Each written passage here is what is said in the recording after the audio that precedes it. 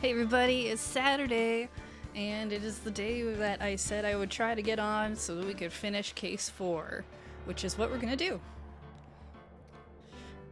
Also, I did not make a going live tweet because the API for the tweet bot doesn't work, and I'm sick of it, so I don't care.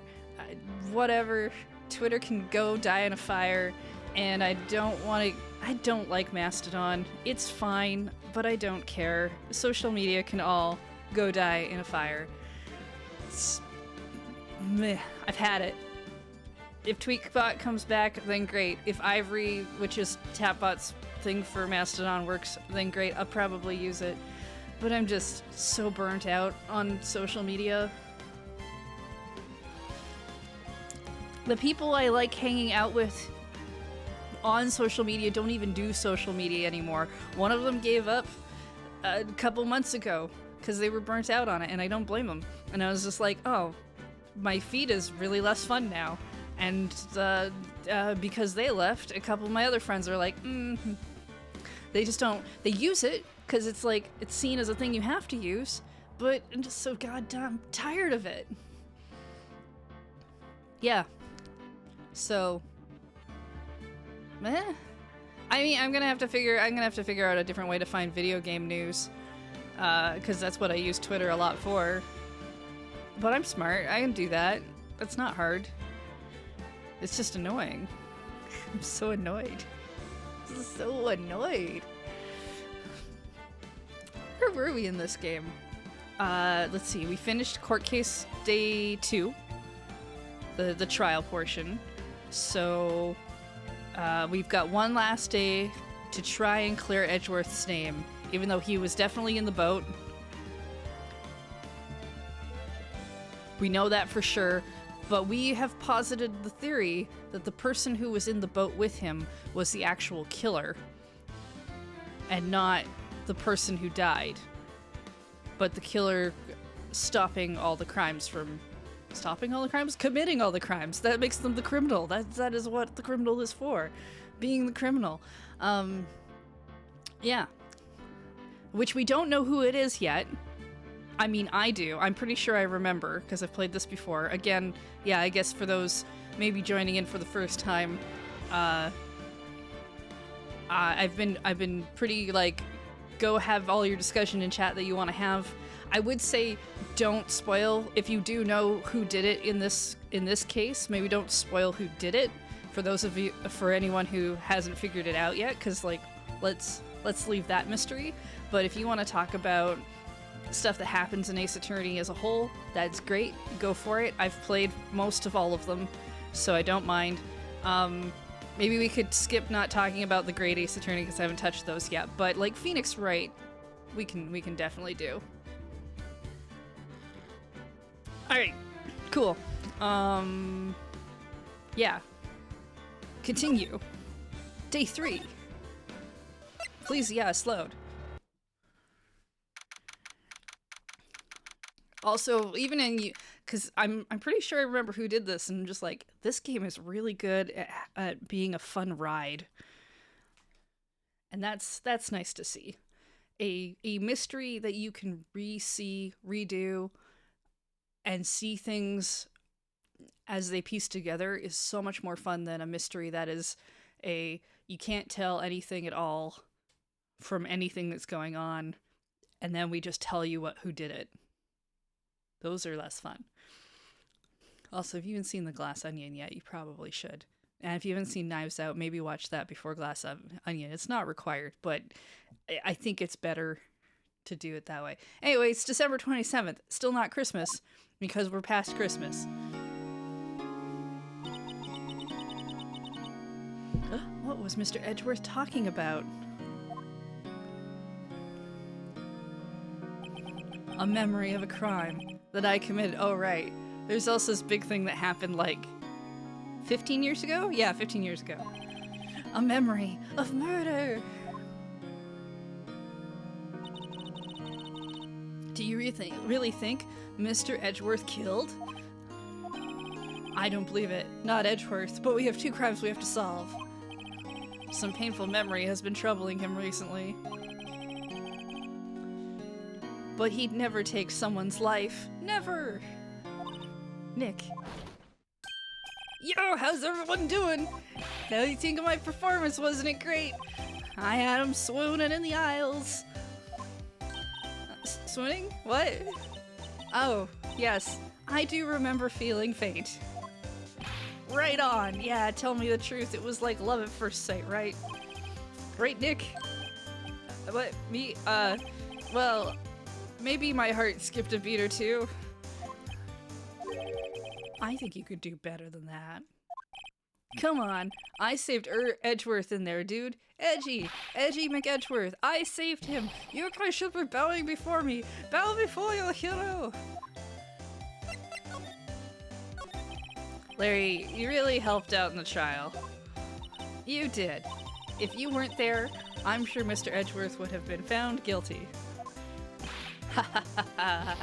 But seriously, Nick, that boat shop caretaker guy is pretty suspicious. Oh, that's right. We pinned the blame on the boat shop caretaker, whose name we don't know because he has memory problems, so that we could get the trial extended. Because in this universe, if you can't tell people who actually did it, then even if you're innocent, you definitely did it. It's not a perfect system. It's a very flawed system. But edgy, ain't that off the hook yet? Oh, way to spoil the mood, Larry. Hey, I'm just a guy sitting in the audience, you know. But from where I was sitting, Edgy seemed pretty... edgy. I mean, can you really know he's telling the truth about that night? Nick? I don't know. But what I do know is... it's the power of friendship, and I'm gonna believe in the power of friendship forever. What? Edgeworth and... who else? You mean me, right? Nah, he means me. I'm his best friend. Yeah, you, Larry. But not me? Are we not friends? Why Larry? Huh? Oh, well, yeah. Actually, why me, Nick? Enough with the silent treatment. Nick, why do you trust Mr. Edgeworth so much? Or are we gonna finally tell them? Are we finally gonna tell them? I mean, he's changed recently, true. But when we first met him, he was kind of a jerk, don't you think? Yeah, back in case 2. You didn't know him back then. Back when he wanted to become a defense attorney. Wait, was that when you two were classmates? Yes, in grade school. They saved me. Miles and Larry. They saved me and I'll never forget it.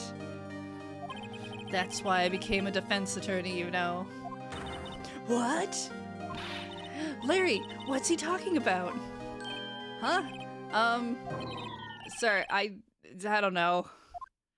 This is very heavily one of those, because they will get into it. I'm not going to tell you what it is because we're going to actually get into it. But this is very heavily one of those moments where something very important happens to a person, and for everybody else in that situation, it was Tuesday. It was not important to them at all. It still has a huge effect on the person that it clearly has an effect on, but it's just like, this was the most life-changing thing ever. And everyone else is like, we went to class that day. What are you talking about? Okay, Nick, out with it. I'm gonna hear this story today, and that's final. Okay, alright. That's kind of a long story, so hang in there. It was the very end of 3rd grade. I was on trial. A class trial. A class trial? You remember, Larry? Spring? End of 3rd grade? A kid in our class got his lunch money stolen. Lunch money? Our school was very small. Every month, kids would bring in an envelope with money for lunch from home. Oh, okay. Anyway, this kid's envelope disappeared. $38 still inside. Oh, hey, I do remember that. I can see why you'd forget, though. You were out of school that day. You weren't even there, but you saved me. What? Anyway, the envelope had been stolen during PE class. I was coming down with a cold, so I'd skipped PE that day. I was the only one not in class. So they thought you did it? Yeah, the kids in class said I should be put on trial. Trial? So the next day we held a classroom trial with me as the defendant. This is like a terrible idea for a 3rd grade thing. Have your classmates put you on... I didn't do it! Guilty! He did it! Guilty! It was you! Thief! Give the money back! You're such a meanie! No one should play with him! Admit you did it! You can't hide the truth! We're not gonna play with you anymore! And no borrowing my eraser! He shouldn't be allowed to do anything! Give me back the 50 cents I loaned you! Did you rob the bank the other day? Now, Phoenix, you know you shouldn't steal people's money. It's not right. In the end, even the teacher thought I'd done it. Go over and apologize. To be fair, this is one of the worst instances you could have as a child. Being accused of doing a thing that you know you didn't do. I didn't know what was happening, but I definitely had some sort of potato policeman on my shirt. I was so sad, I couldn't stop crying. Everyone was staring at me like I'd done it. I tried to apologize. I went to where the boy whose money had been stolen was sitting. That's when it happened. Objection! He shouldn't have to apologize. The only thing that belongs at a trial is evidence. Anything else has no place. You should all be ashamed. Amateurs! That's right. 24-year-old Miles still somehow existed. Except now he was smaller. In 3rd grade. It wasn't you who stole my money, was it? No? Then you shouldn't apologize. Everyone's been shouting you did it, but no one has any proof. That is why, Your Honor, this boy is innocent. But Miles, it was your money that was stolen. Yeah, he did it. He's totally the one who did it. We don't need proof. Make him say he's sorry. Why don't you all just shut up? This is always how it is. Everybody ganging up and picking on one person. There's Larry not adhering to any kind of dress code. Just think how he feels. He said he didn't do it, so he didn't do it.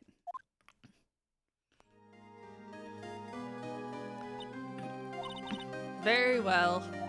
I will replace the money myself. This class trial is over. And that's how it happened. This story that I said was super long, not so long. After that, the 3 of us were the best of friends. You know, I don't think we ever go back in time to prove who actually stole the lunch money. That's too bad. That would have been funny. Wow, I had no idea. Yeah, I had no idea either. I mean, I forgot. That's when I learned what it meant to be alone. Totally alone, without a friend in the world.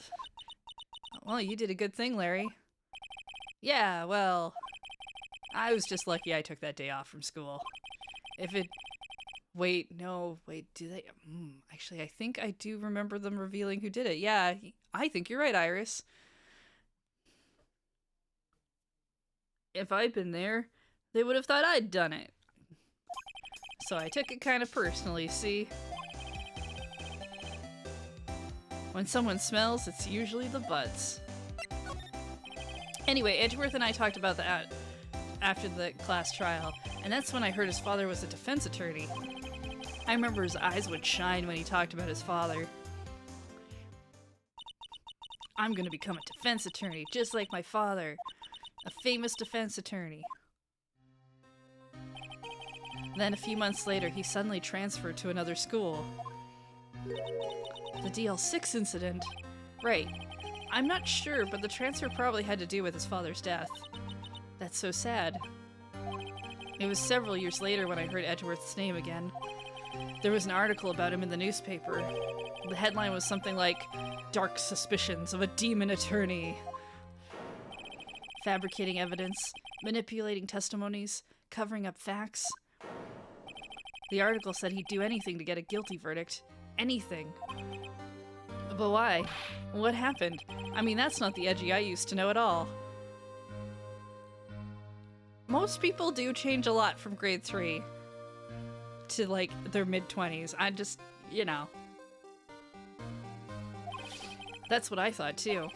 I tried to get in touch with him. I don't know how many times. He never replied. I guess he didn't want to see his old friends. I couldn't just drop it, though. I wanted to meet him, to learn why he'd become who he became. That's when I decided. Wait, you don't mean... That's why? That's why you became a defense attorney? To meet Edgeworth? Romance across the stars. If I was a defense attorney, I knew he'd have to meet me whether he wanted to or not. In court. Edgeworth believed in me, and I believe in him. He's in pain, and no one's on his side. I'm the only one who knows the real Edgeworth. I'm the only one who can help him. Whoa, Nick. So is that why you helped me out for free? Yeah. I helped you because I believed in you. Except I don't remember saying I'd do it for free. Aw, Nick! Nick! Nick! We have to save Mr. Edgeworth if this is the last thing we do, okay?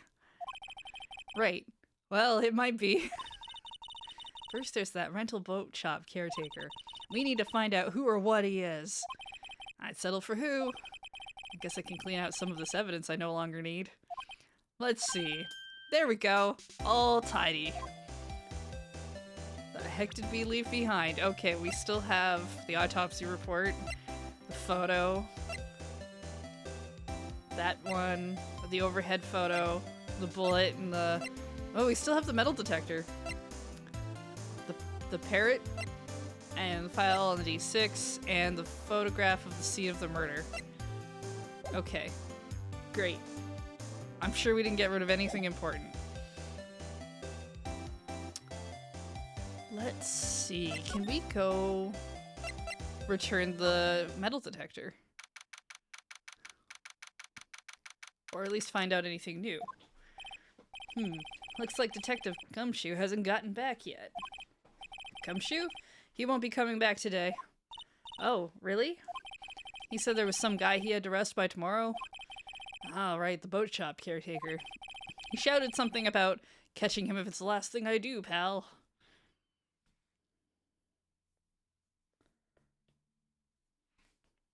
The victim is... it's like Robert Hammond or something. It's the defense attorney... It's the defense attorney who was running the case for what happened 15 years ago in the DL6 incident.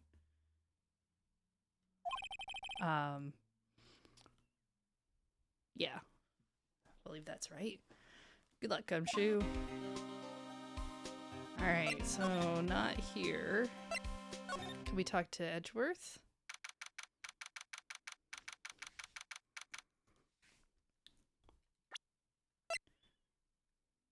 Robert. It says Robert, but I think his last name was like Hammond. Do we have profiles? This is great. Yeah, Gregory Edgeworth was the victim. And yeah, Robert Hammond was the defense attorney for the death of Edgeworth's father. But now he's the victim in this one.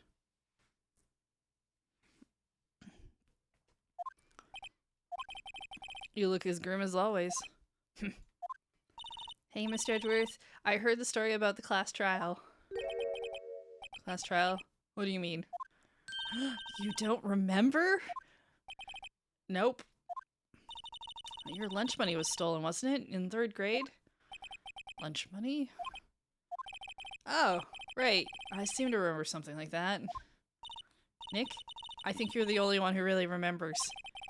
It probably only really mattered to me anyway. Mr. Edgeworth, didn't you know? That trial was the reason Nick became a defense attorney. Wow. Thanks, Maya. Thanks for spilling all my secrets. Ridiculous. Gee, thanks. That said, It does sound like the kind of thing you'd do.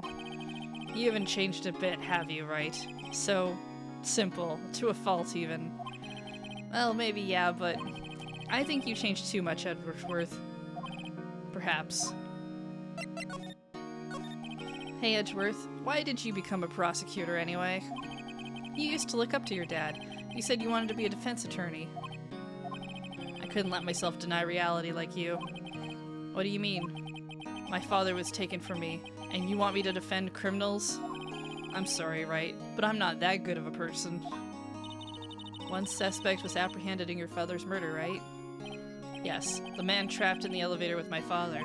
His name was Yanni Yogi. He had to be the shooter, any way you look at it. Yet he was found innocent. That defense attorney got him off the hook. Robert Hammond. On that day, 15 years ago,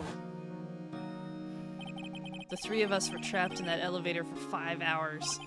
When we were rescued, we all suffered oxygen deprivation. I'd lost all memory of the murder. Lost your memory? Even now, I can't recall what happened in that elevator. That was the crux of Yogi's attorney's argument in court. He claimed Yanni Yogi had been not of sound mind due to the oxygen deprivation. Yogi was released due to a lack of evidence. Innocent. Weird, I can't seem to make that happen. That's when I changed my mind. I started to hate defense attorneys. What's your relationship with Von Karma? He's my teacher and a man who deserves respect. I learned everything I know of courtroom techniques from him. I mean, to be fair, 15 years ago, maybe they didn't do 3-day courts. So he's like my sister was to you, Nick. He is a perfectionist in all things.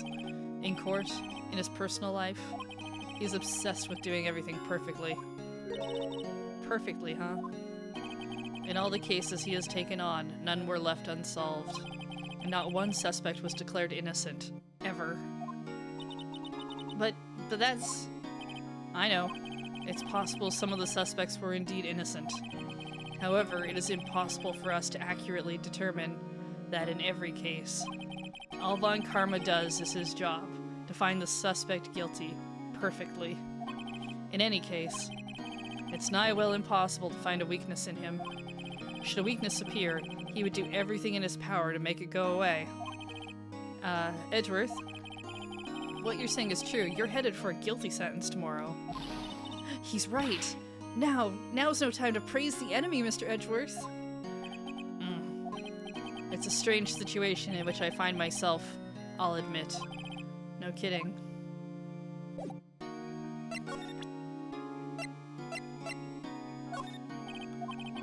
Let's see if you have anything to say about any of these. What are you showing me this picture for? No reason. You know I was impressed by your deduction in the trial today. Granted, you were at the end of your rope, but still. Nick, he noticed you! It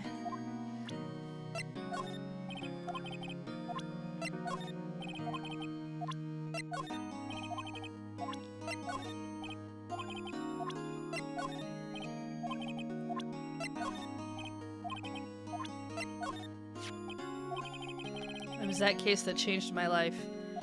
And tomorrow, on December 28th, its statute of limitations runs out. Tomorrow. Could that be a coincidence? Not in this game. But even if that case is finally closed on paper, it will never be erased from my memory. Never. Oh, poor Mr. Edgeworth. Nick! No! That's a photo of his father. Don't show him that. Ah, yeah, you're right. Probably not a good time. What is it? Nothing. Huh? Yeah, I didn't bring anything new. Okay. So... Let's... I want to visit all the places that don't involve me having to back out through a maze in the park. Oh, he's out again. When does he work anyway? Now, don't be harsh. We'll just have to come back later.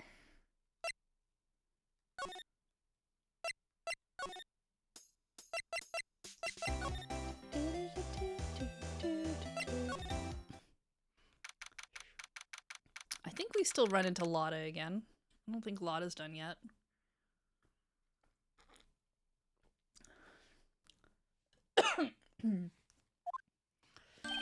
Hey pal, long time no see. Oh, Detective Gumshoe. Close one today. I got so worked up I snapped my tie in half. Sorry about that.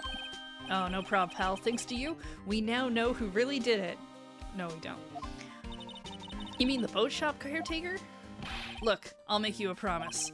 I'll have that scoundrel in my custody by trial time tomorrow. Come what may. It's my duty to you as a police officer. Now I'm off to catch me a criminal. Detective Gumshoe sure is active today. Oh, one other thing. Eek! No one can go into the woods today. The woods? Where Lotta was camping? The woods are off limits to camping, and apparently the park ranger found out. He got pretty mad. No one can go in for a while. I guess Lotta's in a lot of trouble. Anyway, I'll be seeing you tomorrow. No, this is not a blind playthrough. The only thing I ask in terms of spoilers is to not disclose the killer of this case, so that anyone who hasn't seen it doesn't get that spoiled. But everything else, I don't care about. We'll go to the beach, I guess. It's also been a while since I've played it, so I'm definitely gonna make mistakes. But it's okay. We have... It'll be fine. The steel eyesore is missing. Eyesore? Oh, and the hot dog stand is closed today, too. I guess Larry's too busy worrying about Mr. Edgeworth to show up for work. He's just hanging out in our office. Well, can I finally... Is there anything in the garbage can? Nope. I don't think there's anything actually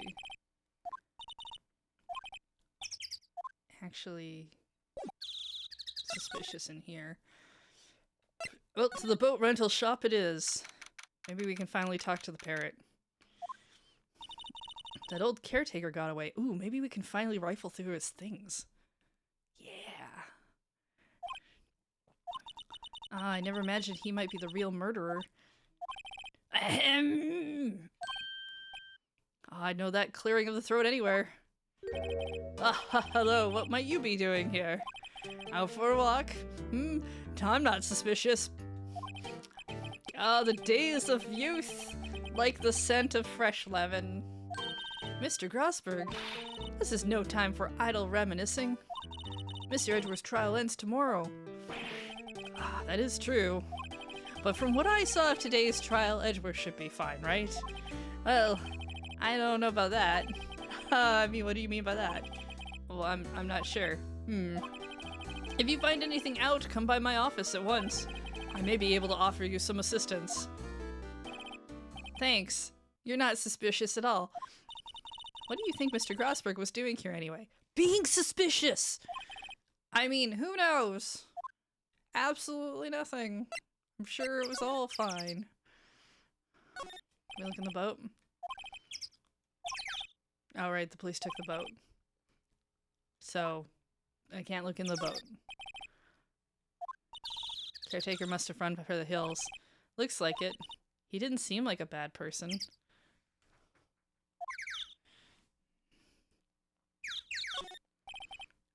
There's a forest. Nick, the forest. There's someone in there. You're right. There's a few policemen in there. They must be looking for the caretaker. Okay. Inside.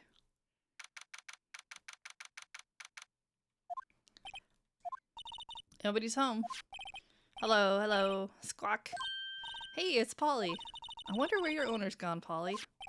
Hello, hello. Squawk. I can't believe he'd run off and leave his poor parrot to fend for herself. Hello, hello. Squawk. Okay. Trash can. Yeah! What's wrong? Huh? Oh, never mind. What? Tell me. Just when I saw the TV, I remembered They're showing a Pink Princess special this week. Oh, see? That's why I didn't want to tell you. You don't care about my hobbies. That reminds me, Nick. Polly here knows the number to the safe, and we can break into it. That's right. It's all legal now because we claimed this person was a criminal. Polly, what's the number to the safe? 1228, squawk. Oh gee, December 28th. I wonder if that's important. Let's open it, Nick. Come on. I'm sure there isn't any money in there. Aw.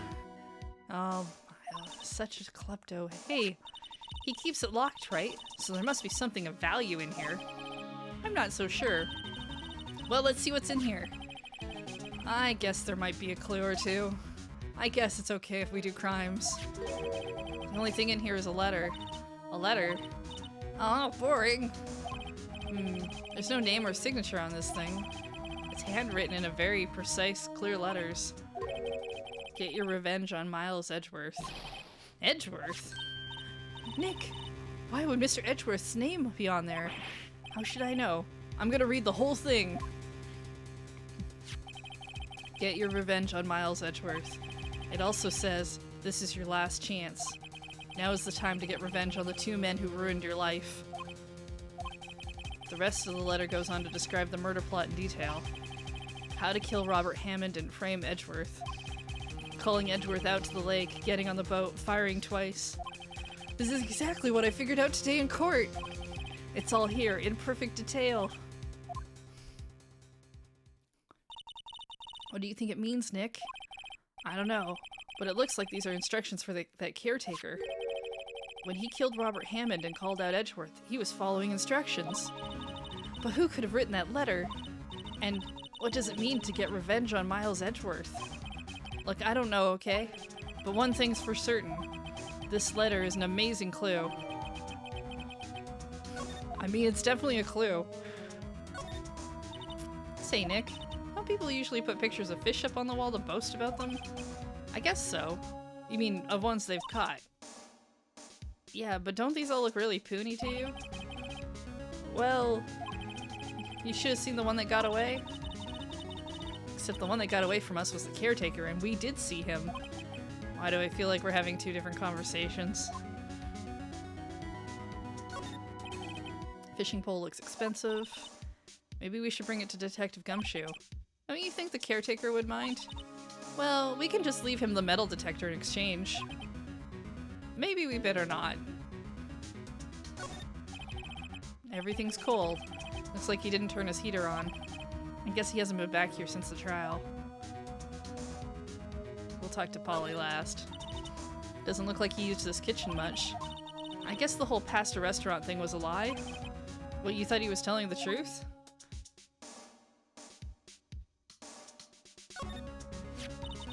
Maybe I should take care of Polly, Nick.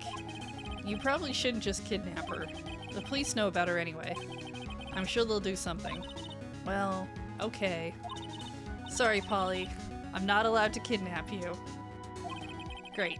Now the bird's gonna hate me. Oh.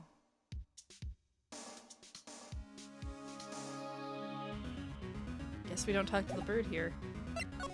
I know we talked to this bird at some point.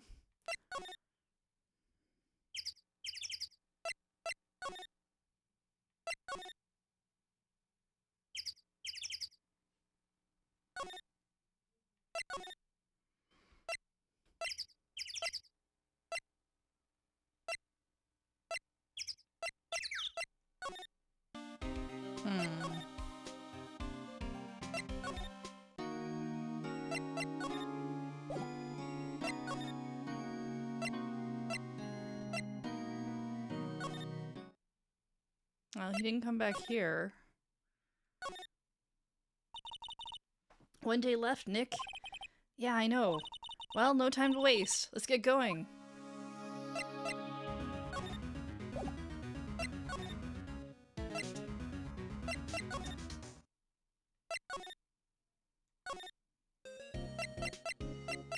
Did I have to do that to make something else happen over here?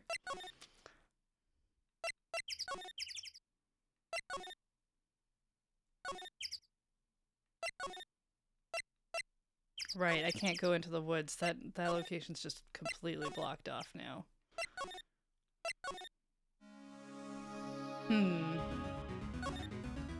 Alright. Well. Nothing left in the safe. I wonder why the caretaker didn't take the letter with him. Left in a hurry, right? Oh, right. Okay, I know where I should go.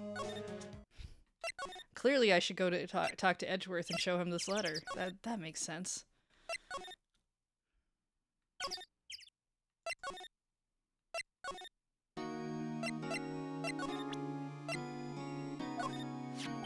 Edgeworth, see this letter? This came out of the safe in the shack where that boat rental caretaker lives. I see. Revenge? On me? Who is that old guy anyway? I don't know. Could he be an innocent defendant you got declared guilty or something? I mean, we were pretty sure he was Yogi, but... Nice, right? But I don't remember that old man. Not at all. So he was following this letter then. Which means there was someone else behind it. Now is the time to get revenge on the two men who ruined your life. Two men. Meaning myself and Robert Hammond? It also says this is your last chance. Last chance. Wait, maybe. Maybe he's talking about the statute of limitations on the DL6 incident. Wait. Wait, that old man. What is it? Do you know who he is? Yogi. Could he be Yogi? Yogi? The suspect in the DL6 incident. The one who was found innocent. Yanni Yogi was a court bailiff at the time. We just happened to be in that elevator together 15 years ago.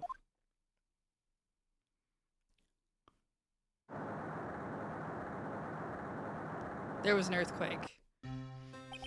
The quake was incredibly strong. Before I knew it, everything was dark. We were there for so long, it felt like forever. The air thinned, and the darkness closed in on us in that little box. We became unsettled. Help, I can't breathe. Quiet, I said quiet. You're not making this any easier. I want to get out. Help, get us out. Don't shout, you'll just use up more oxygen.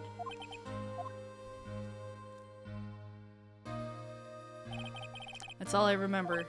When I came to, I was in a hospital bed, staring up at the ceiling.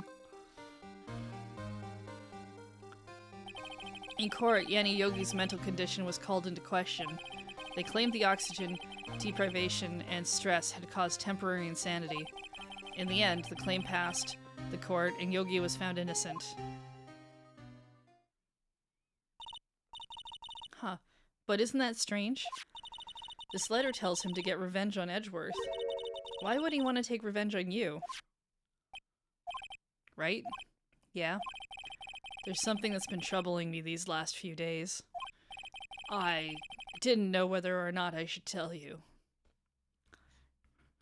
In retrospect, making elevators completely airtight was a mistake.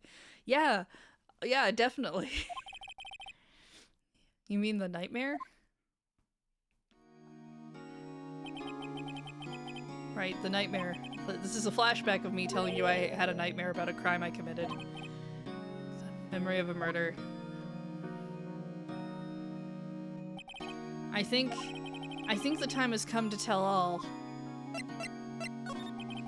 For the last 15 years, I've had the same dream almost every night. That's a long time to have the same dream. I wake up in a fearful sweat every time. What kind of dream? It's a dream about my father's killing in the dark.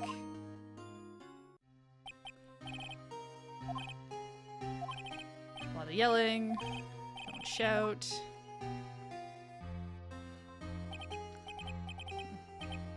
You're using up my air. What? Stop breathing my air. I'll stop you. Ah, what? What are you? Stop breathing my air! No, Father! He's attacking Father! Then I see the pistol lying by my feet. I don't know if it was evidence from that day in court or the bailiffs. In a daze, I pick up the pistol. Get away! Get away from my father! Bang. Garg. And with that scream, I wake.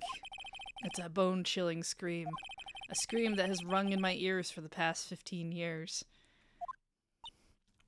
So you have tinnitus on top of PTSD?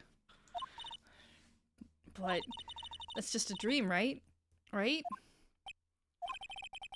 That thought is the only thing that has kept me sane for the last 15 years. But what if I'm wrong? What if it's real? They say that sometimes people shut out memories in self-defense. Maybe it was I who killed my father. What? If you think about it that way, this letter makes sense. Get your revenge on Miles Edgeworth. Think about it. Yogi was really innocent. That's why he wanted revenge against me. Wait, Edgeworth, you mean... It was me. I was the true criminal of DL6. I shot my father. Oh, this is bad. What are we gonna do, Nick? What can we do? I don't know. I don't think there's anything we can do, like it or not. If there's someone else who knows a lot about the DL6 incident, maybe. Oh, there is, Nick. There is someone else who knows about DL6. His name is Grossberg, and he's still suspicious for being at a place that he shouldn't have been really around.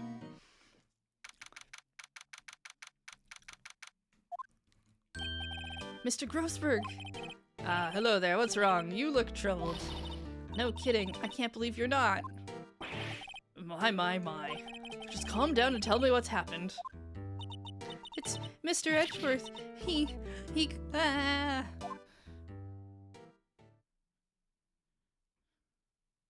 I see. So, Edgeworth dreamt he shot his own father. It's only a dream.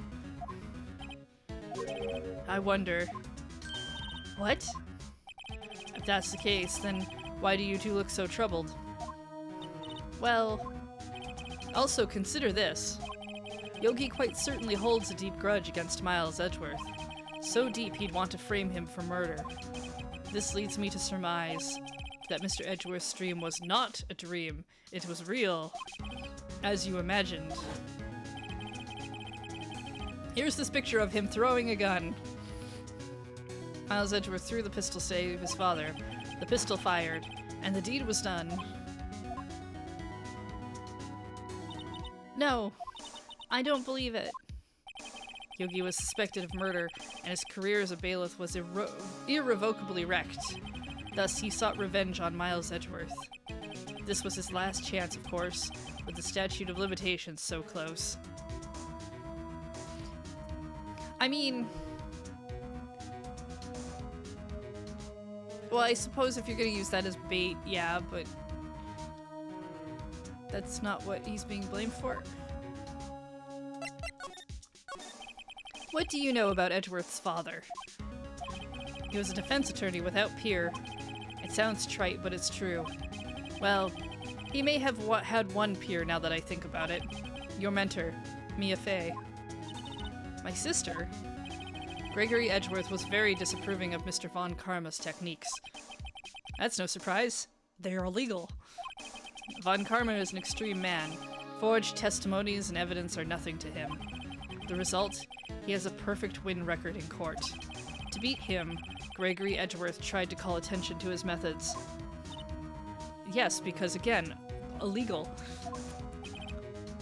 And he lost, and died in despair, as it were. I see. When Gregory Edgeworth was killed, the police called on a spirit medium. That was your mother, Misty Fey. I am Gregory Edgeworth. I have been killed. The one who shot me was the bailiff, Yanni Yogi. Yet Yogi was found innocent. That's when my mother left us. I mean, technically, they submitted to the idea that he killed him in a bout of insanity. That's not really saying he's innocent in the sense that he didn't cause the action, so much that he wasn't in the right mind when the action occurred.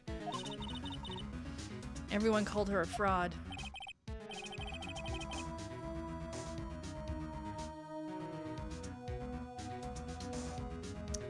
That's right, everyone thought she was, you see. Yet now that I think about it, it seems the one who lied was Gregory Edgeworth's ghost. Gregory Edgeworth must have known who shot him. I don't believe it. I mean, it was a dark elevator, maybe he didn't. So you're saying he falsified his testimony? That Edgeworth's dad lied to protect his son? It's only a possibility, mind you. We're not going to accept the possibility that a spirit medium can't maybe actually draw spirits, but you know, this is a possibility.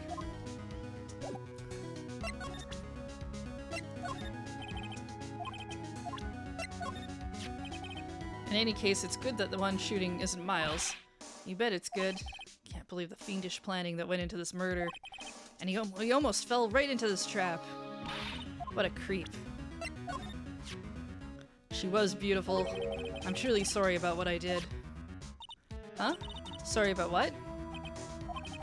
I think I'll stay out of this one.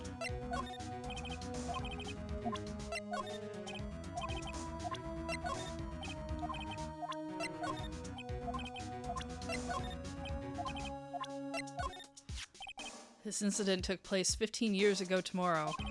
So tomorrow we'll see the completion of not one, but 2 trials. Undead perjury.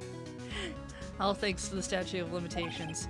However, I'm afraid the damage the DL6 incident has done will never be eased. Eased. That says eased. Gregory Edgeworth? He was a gifted man. His death was truly a loss. I wonder what would have become of Von Karma were he alive. Oh ho, so this is the letter. It does seem that Yogi was following this letter when he killed Hammond. But why kill Robert Hammond? Hammond was a skilled defense attorney, but he defended clients not for their sake, but for his own. His own sake? He never trusted his clients, that one. The only thing he trusted was his own ability. But he got his clients found innocent, so why should it matter? Actually, my dear, it's quite different. He won that innocent verdict for no one but himself. Yogi was a free man, but socially, he was ruined. Huh? You'll understand soon enough. Wait, I mean, I guess what he's saying is...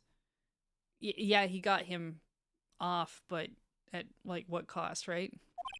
What is it? This letter! I've seen this handwriting someone before. A long time ago. Whose handwriting was this? Do you have any idea who wrote this? Well, it's not him, and it's not him, so... Could it be Manfred von Karma? Von Karma? Why would he have something to do with this? I don't know. I only had 3 options. Von Karma, Von Karma. Wait, you're right, my boy. This is Von Karma's handwriting, I'm sure of it. I used to see it all the time on court reports. What? But that means the one who told Mr. Yogi to kill... Correct. Manfred von Karma himself. What does this mean then? Why would Von Karma want to frame Edgeworth?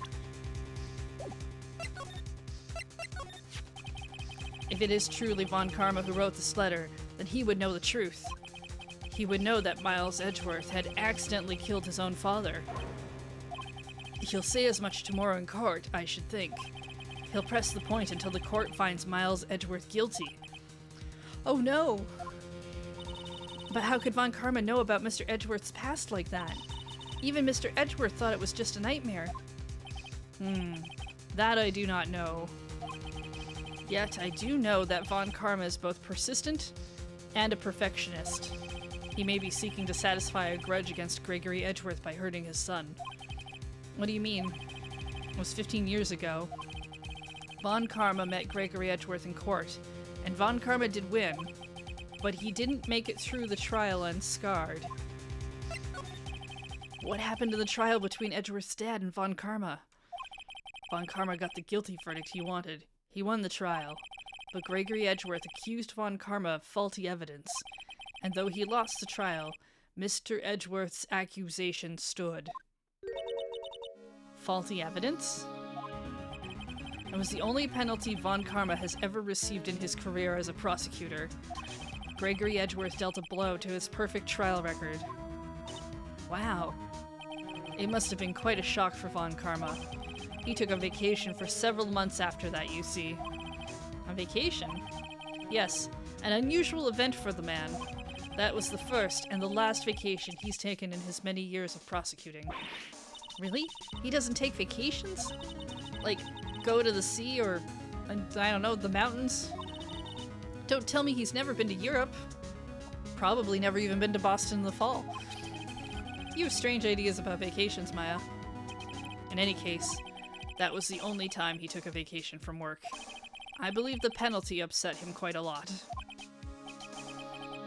Odd if he wanted to keep a perfect record so badly. Why would he take such a long vacation? What do we do, Nick? Von Karma is going to bring up DL6, you can bet on it. What if Mr. Edgeworth pleads guilty to DL6? I won't let him. Yes, Mr. Wright. I hate to say this, but even an accidental murder is murder, you know. I know that. I just believe in Edgeworth's innocence. I can't believe he'd kill someone. But Nick, Mr. Edgeworth admits it himself. His father must have lied to protect him from beyond the grave. I don't care. I know he's not guilty. Mr. Wright, if you say so, I suppose I could go check again. The police files might hold something of interest.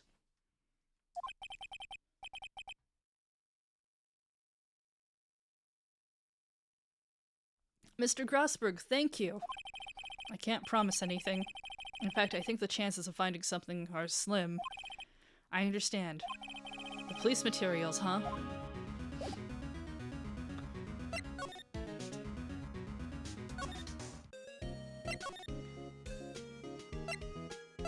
I suppose.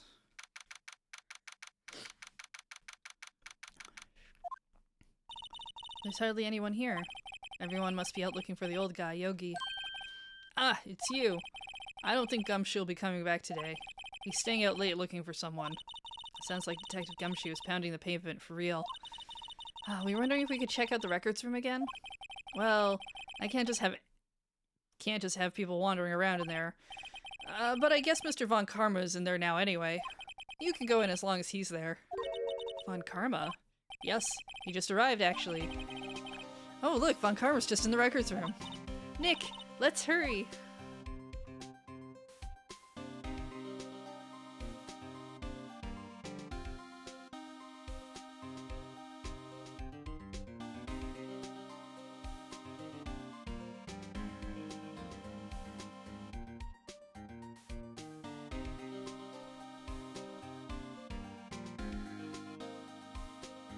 Just what we want to be in the same room as Von Karma.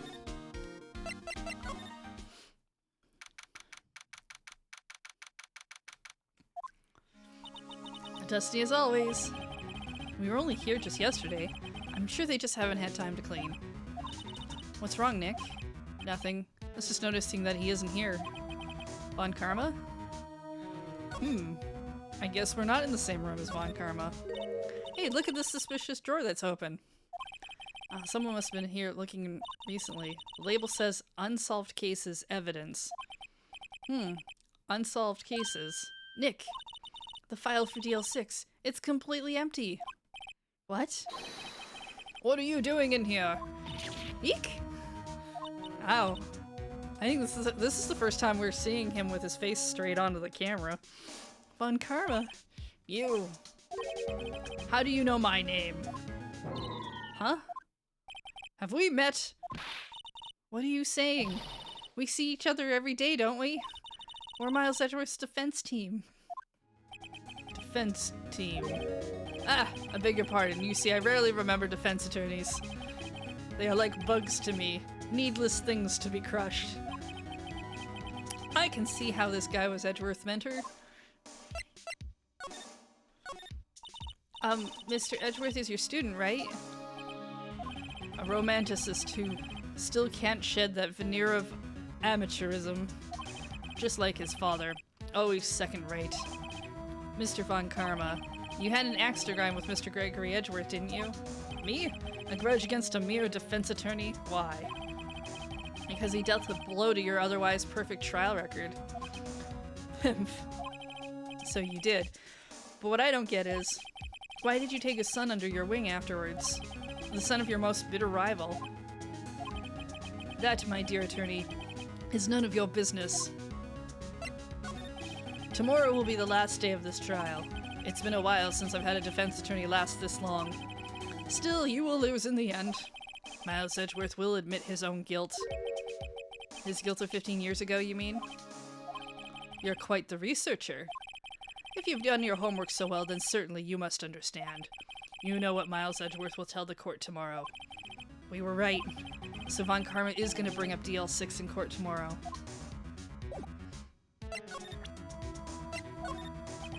Fool, you think I, a prosecutor, would give you a defense attorney information? Blah. Alright. I mean, whoops. Nope.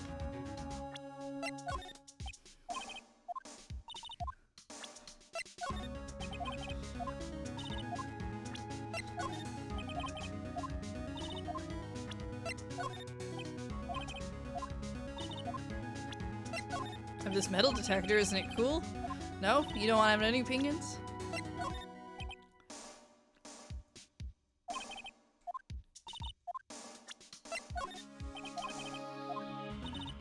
Wow, he doesn't even care about my DL6 case file.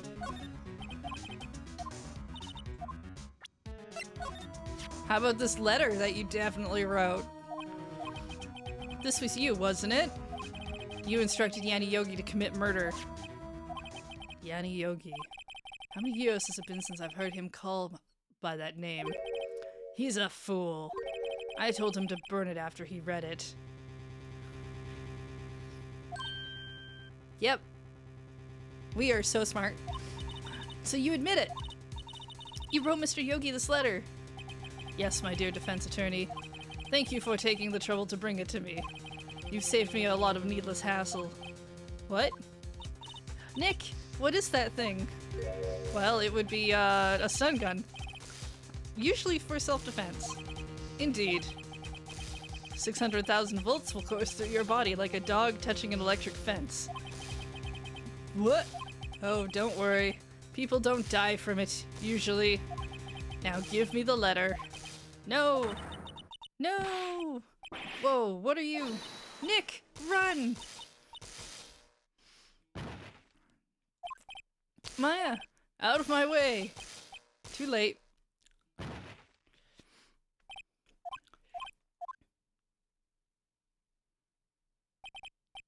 Oh, he got us. Because we're stupid and we brought an original. The letter's gone, and he took the DL6 evidence, all of it. Back to having no clues. Wait, Maya jumped first. Maya, is she okay?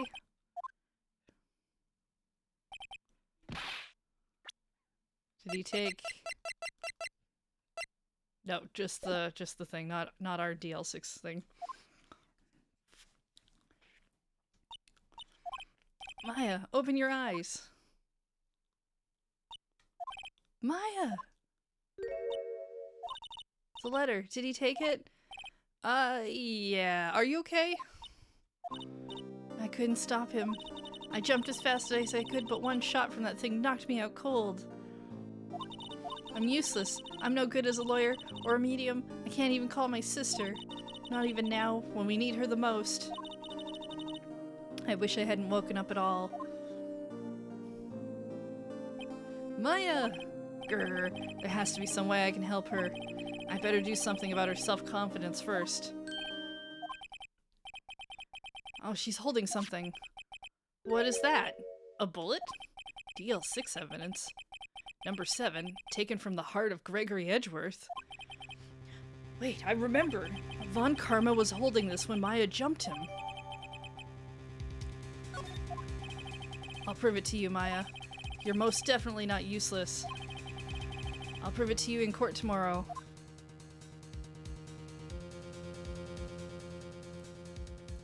I forgot about the thing that you do that's clearly like a bad idea. but you gotta do it in order to get the story to progress.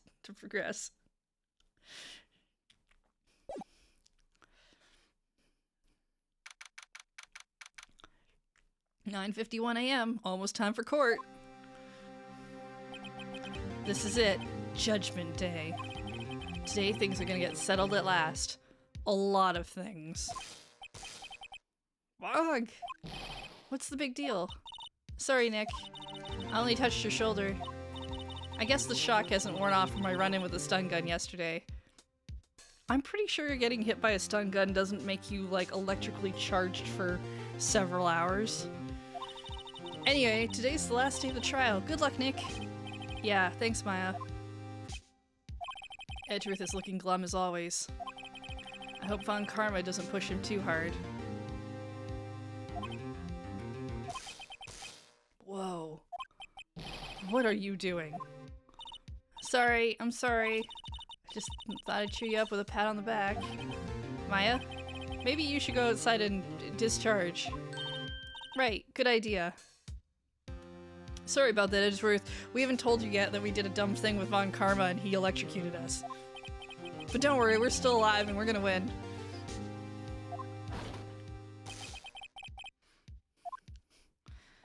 Guess she touched a gumshoe on the way out. It's gotten to that girl. Detective Gumshoe! Morning, Mr. Edgeworth? Oh, good morning. How did it go, Detective? Have no fear, as promised I've captured our runaway caretaker. I just brought him in. Took all night. Thanks, Detective Gumshoe. You must be tired. Actually, after that shock I got on the way in, I feel pretty good. Yogi says he's forgotten his own name. But that has to be a lie. Why would he want revenge on Edgeworth if he couldn't remember his past? He does remember, and I'm gonna prove it!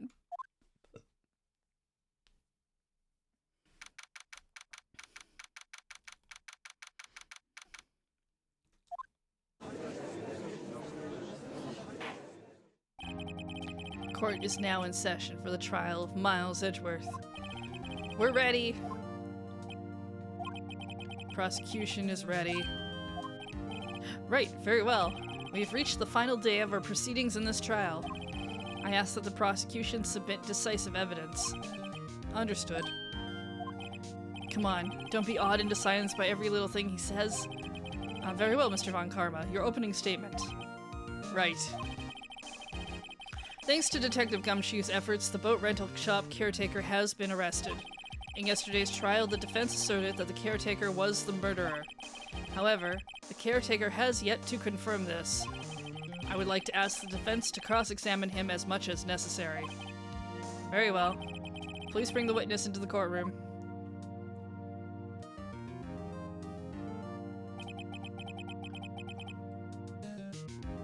Ladies and gentlemen of the court, I believe you all remember our witness?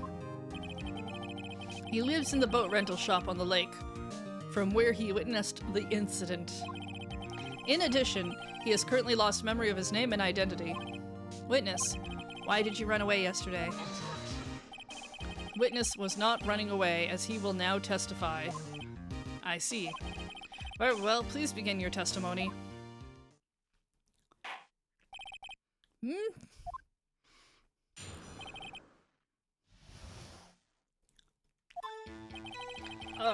Yeah, I'm really sorry about just leaving yesterday like I did. But I wasn't running away or nothing. I went to buy some food for Polly, see? I figured I got nothing to do with this incident anyhow. I mean, I'd need one of those motive things, right? And I don't got one. So my testimony yesterday stands as is. Very well. Cross-examination time. He has to know his name. Yanni Yogi. You're Yanni Yogi and I'm going to prove it.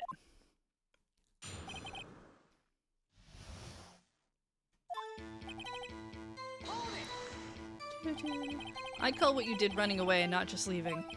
You heard Larry's testimony and realized you were in danger. Now, Mr. Wright, there's no need to rush to conclusions. As I said, the witness was not running away. Listen to the testimony. Sure seems relaxed. Maybe because he took all of our good evidence. In fact, they both do. Then why did you leave? He's just about to say why.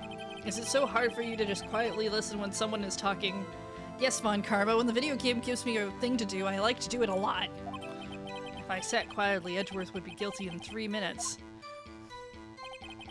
I went to buy some food for Polly. Food? Well, Polly is a bit of a gourmand, you see. She only eats these high-quality bird pellets from France. They only have them in the big pet shop downtown. But you weren't arrested until this morning. Why didn't you go back to the caretaker's shack? Well, I kind of got lost. The witness has trouble remembering things sometimes. When the police apprehended him, he was on his way back to the shack. Yeah, right. Nice try. No one's gonna believe that. I see. So he was lost. Your Honor.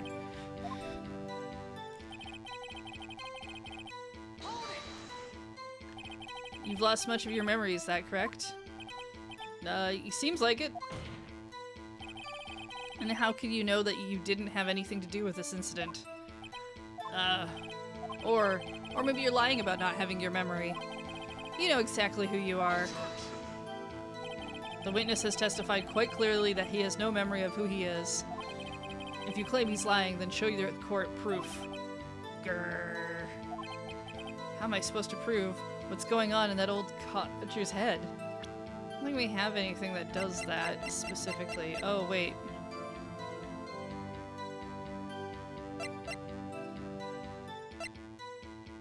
Actually, we didn't look at this bullet. Still bears clear ballistic markings.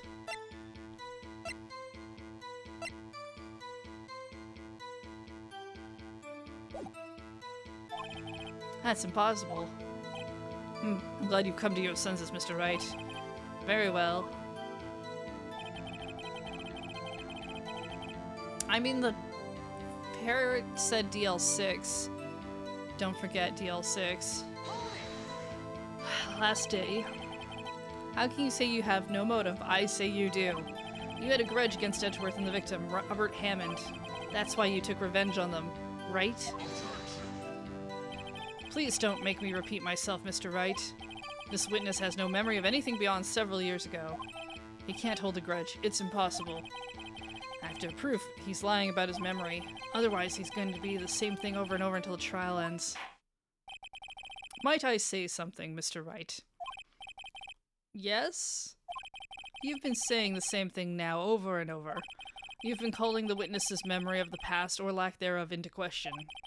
But does this really have anything to do with the current case? Of course, Your Honor. The witness has said he has nothing to do with this case and no motive. Both of these statements are lies. Order! Mr. Wright, there is a serious problem with your claim. Or, are you saying you know who this witness is? Of course, Your Honor. Now this is interesting. I would like to know myself, so who is he? Don't play dumb, Von Karma. Mr. Wright, please tell us this witness's name. His name is Yanni Yogi, a former court bailiff. Yogi? That name seems familiar. Oh! Yanni Yogi, from the DL6 incident we literally just talked about yesterday. Figures the judge would have heard of it.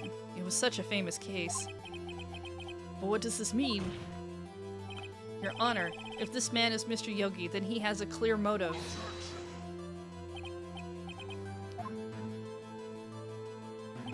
Jumping to conclusions again, Mr. Wright. This man, this witness, is Yanni Yogi. Fascinating. However, how do you propose to prove this to the court? This is a court of law, as you may recall. You need proof. And allow me to repeat once more that the witness has lost his memory. This is it. I have to do this now. If I can't prove he's Yogi right here, right now, then I've got nowhere else to go. Nick, how are you gonna prove it? How can you prove that he's Yanni Yogi? It's okay. It's actually quite simple. Your Honor, please take this man's fingerprints. Then we'll compare them to the fingerprints on file for Yanni Yogi 15 years ago. I see, that makes sense. Huh? I'm so very sorry, Mr. Wright. Why? The witness has no fingerprints. What? No fingerprints?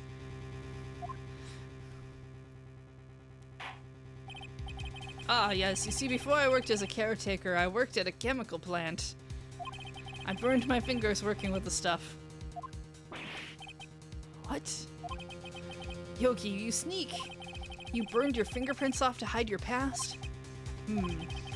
Well, if the witness has no fingerprints, I guess we will not be able to prove his identity. No! Well, what will you do, Mr. Wright? It seems that the case has been decided, no? No! I know what happened. I know everything. I just can't prove it.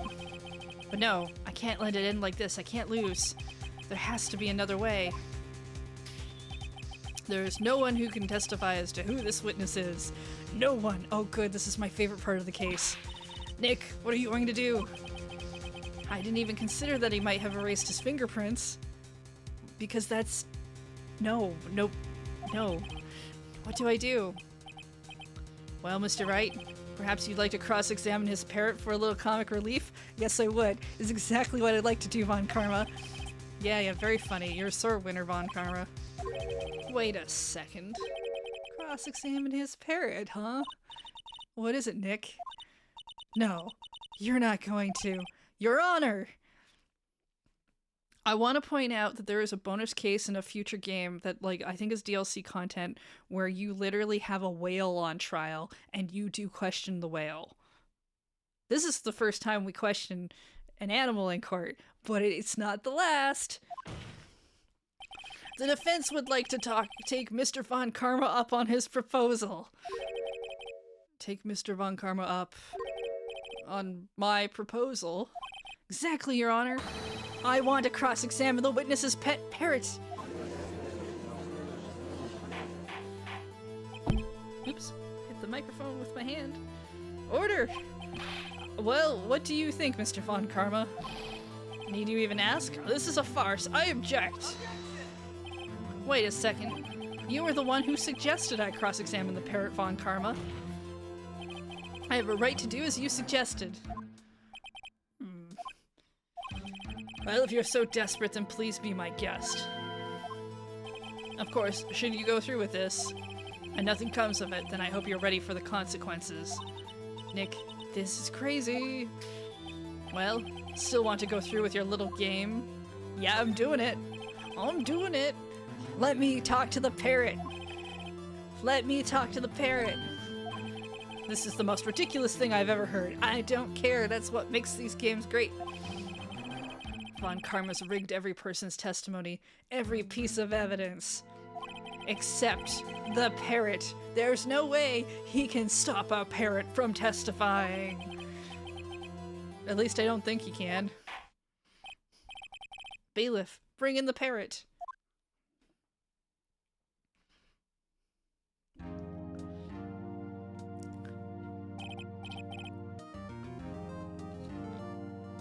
Oh, that's quite a bird. Please tell us your name. Name. The witness is ignoring me. Oh, it must be hurt to be ignored by a bird. Don't worry. Later he'll get attacked by one and that'll hurt too. Very well, witness.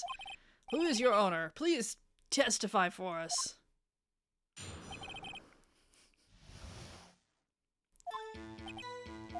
Hello, Squawk.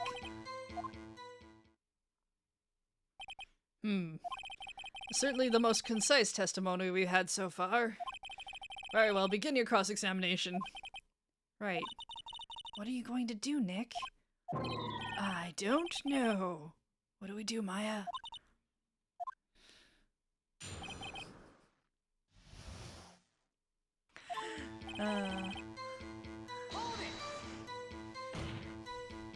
Witness, you can't just say hello and expect us to get anywhere.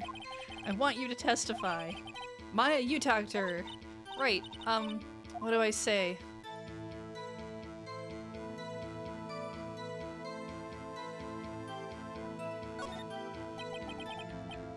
Let's see. Let's start with the, have I forgotten something? We don't need a flashback to this. If I can get Polly to say that here, that will prove that the caretaker has something to do with the DL6. Polly, have we forgotten something? Hello? Hello?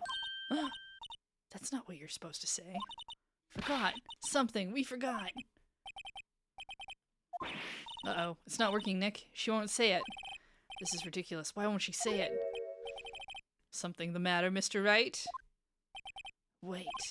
Don't tell me Von Karma expected this. He couldn't have retrained the parrot, could he? Did he train her not to respond when we asked if we'd forgotten anything?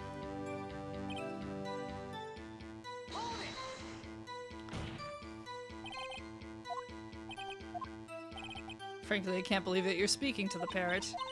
Well, I guess we should try to get some information. We need to show her the judge that her owner is Mr. Yogi. Okay.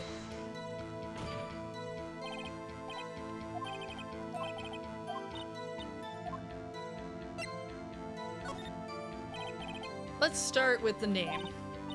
Polly, Polly, what's your name? Polly, Polly, squawk. Mr. Wright, I think we've established that the parrot is named Polly. Does this have anything to do with the owner's identity? Nope. I guess not. Please only ask questions that matter.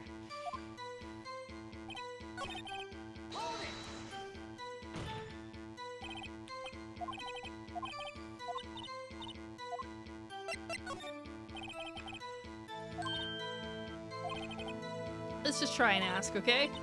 What was the number to the safe? 1228, 1228. Oh, what a reckless parrot. Well, Mr. Wright, you weren't claiming that this number has something to do with the caretaker. Yes, I do. That's why I had her say it. Ha! Ridiculous. How can the number to a safe tell us who the caretaker is? Show us your proof. What could possibly link this number to the caretaker's true identity? The DL6 case file? What is this obsession you have with that case? Mr. Wright, where in this file is something relating to the safe number? It's the day the victim was shot, right? So it'd be in the case summary?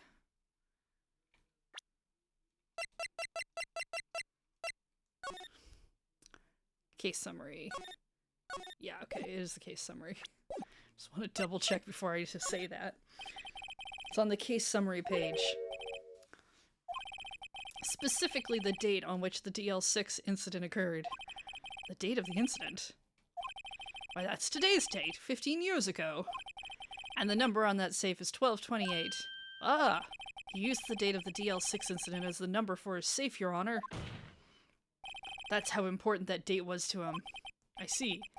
It certainly is an interesting coincidence. People often do set their secret numbers to dates. Objection. This is not tangible proof. I set my ATM card number to 0001 because I'm number one. Thanks, Von Karma. This has nothing to do with a date. Nothing. You might want to change that. Indeed. Alone, it is a little weak for evidence in a murder trial. We need some other corroborating evidence. Where am I gonna find that? Nick, we're getting closer. One more. If we can just get one more piece of evidence. Right, but what?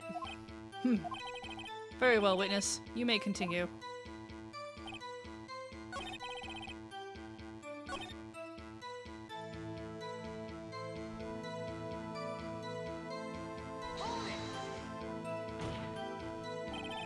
You have to speak to me.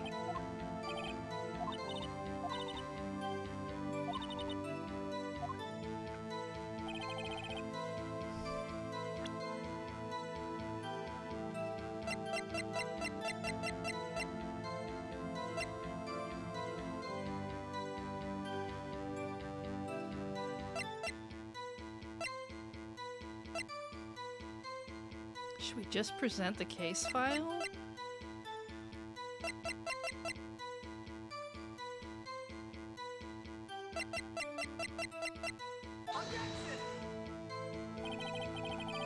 Nope. Right, so that's not... This isn't really something I can contradict, is it?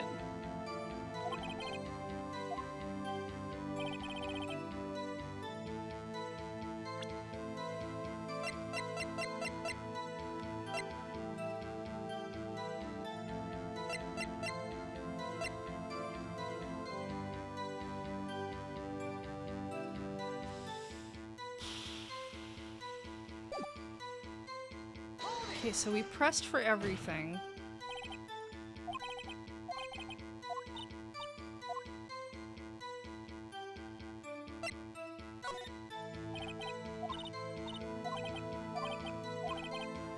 We said that this didn't have anything to do, but we'll say yes.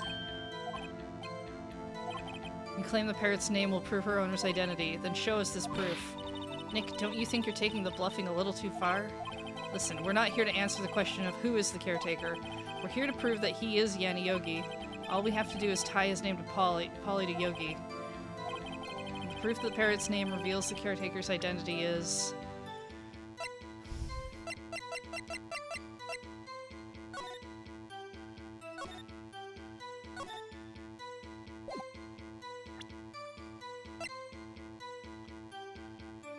the parrot itself? Oh man, I really don't remember how this is supposed to work out.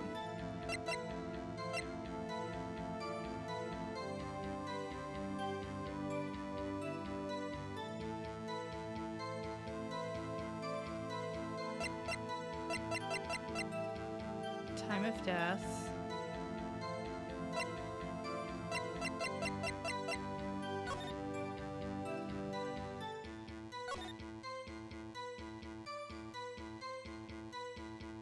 Murder weapon was shot twice. Ah, suspect data. Okay.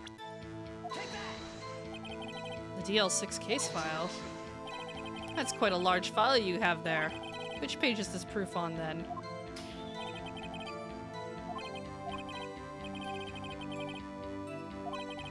Where is this information connected? That was under suspect data, right? It's the third one? Yeah, suspect data. It's on the suspect data page. This page has all the information about Yanni Yogi. Right after he was arrested, his fiancée committed suicide. Indeed, it does say that. What was his fiancée's name? Polly Jenkins. Exactly, Your Honor. It's just kind of a leap, but sure. He wanted to remember the name of his fiancée who had committed suicide. That's why he named his parrot after her. I see. I guess that is possible. A mere coincidence. My granddaughter has a dog she calls Phoenix. Well, Mr. Phoenix Wright, does this make you my granddaughter's fiancé? She's only 7 years old. That's enough. I think we've reached a conclusion here. This is a mere coincidence, that's all. True, that is a possibility. However, two coincidences at the same time seems more like a pattern to me. Oh god, the judge is being smart for once. What are you saying? Summon the caretaker of the boat shop. Immediately! Witness, tell us your name. Wait, this witness, he doesn't remember. No, it's okay. I've accomplished what I wanted to do. I'm done. Nick, he looks totally different. This is the real Yogi, I think. Finally. He's been acting feeble to hide his true identity. Acting for 15 years. Well, let me ask you again. Please state your name for the court. My name is Yanni Yogi. 15 years ago, I served as a bailiff in this very court. Order! Yanni Yogi. So was it you who killed Robert Hammond? And tried to frame Miles Edgeworth for his death? Yes, it was me. I did it. They put me on the witness stand 15 years ago. Robert Hammond. He said I was mentally unsound. He told me it would make me innocent, get me off the hook. So I pretended to have brain damage. I was innocent, really, but he didn't believe me. We won the trial, but I lost everything. I lost my job, my fiancé, my social standing. Then, this year, 15 years later, a package arrived. It was a letter and a pistol. The plan was written out in careful detail. It was a plan for me to take my revenge on the people who ruined my life. I didn't care who had sent it. I thought this was my chance. After 15 years, this was it. Finally, a chance to have my revenge on Robert Hammond and Miles Edgeworth. I have no regrets. Wait a moment. Revenge? Against Miles Edgeworth? What do you mean? I'm not at liberty to speak on that matter. Why don't you ask Mr. Edgeworth yourself? Anyway, I admit I was the one who killed Robert Hammond. Von Karma, where is Mr. Yogi? Under arrest, Your Honor. Was that not clear when the cops came in? I saw no room for error in his confession. But then the defendant Miles Edgeworth is innocent. In this case, at least. Very well. Will the defendant please take the stand?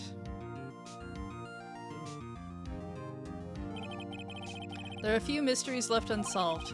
Still, you are clear of suspicion for this particular case. So I'd like to pass judgment on the murder of Mr. Robert Hammond. Any objections? I don't believe it. Why is Von Karma not saying anything? Very well. This court finds the defendant, Mr. Miles Edgeworth, not guilty.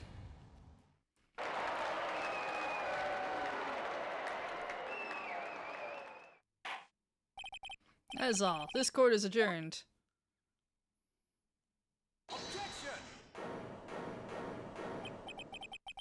Did someone just say objection? It wasn't Von Karma. Wait, but that means... No. Edgeworth? Your Honor, I object to your judgment. What do you mean? I'm not innocent at all. As we have heard, Yanni Yogi killed Robert Hammond in revenge. But revenge for what?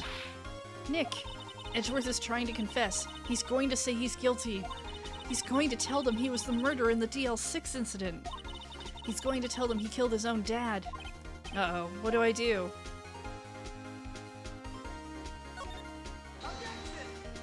The judgment has already been passed. I object to Edgeworth's outburst. Didn't something like this happen yesterday too? I believe a certain witness raised an objection after a guilty verdict was passed. That would be Larry. We must hear this new statement. We must hear Miles Edgeworth. He's right. We have a duty to hear Mr. Edgeworth out.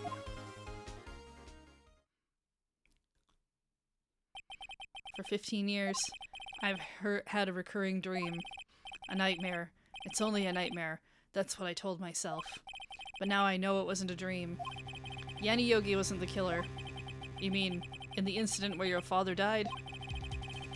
From the distance of the shot, it wasn't suicide either.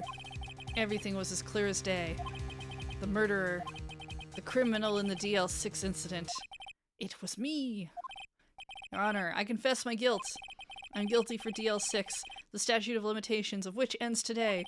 The culprit is me!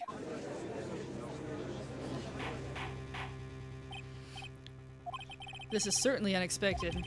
The defendant declared innocent is confessing to a different crime. A crime for which the statute of limitations runs out today. I'm not really sure how I should deal with this. Bah, it's obvious. We hold a trial, right here, right now. We try this man for his crime of 15 years ago. Yeah, sure, we got time, why not? I'd like to take a 5-minute recess. During this time, I will consider the appropriate course of action to take. Court is adjourned.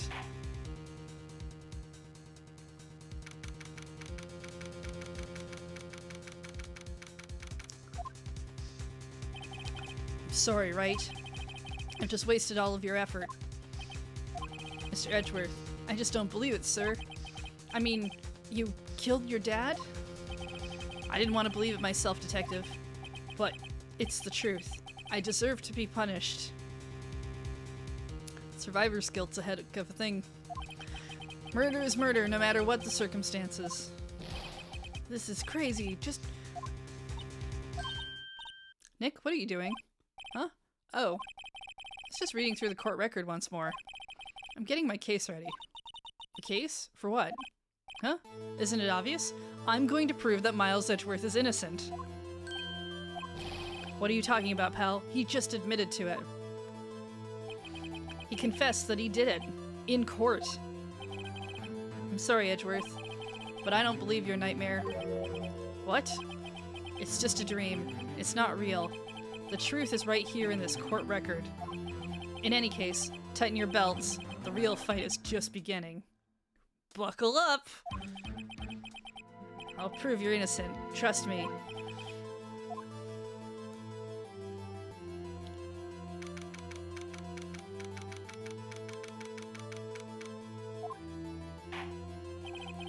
Now then, I'd like to resume our trial. Judge, Miles Edgeworth has admitted his own guilt. He has confessed his crime. Let us begin by hearing his testimony. Then, though pointless, let the defense do their cross-examining. The statute of limitations on the DL6 incident runs out today. Though it's unconventional for me, I'd like to run this one by the book. I see. Does the defense have any objections? No, Your Honor. Bon Karma, you knew this was going to happen from the very beginning, didn't you? Very well. Will Miles Edgeworth take the stand? Will the witness state his name and profession? Miles Edgeworth. I am a prosecuting attorney. Mr. Edgeworth, 15 years ago, you mistakenly killed your father, Gregory Edgeworth. Is this correct? It is correct. Then testify about this matter to the court. When Edgeworth was telling me about his dream yesterday, I noticed something. One detail didn't quite fit. That will be the key, but only if I can get it to work.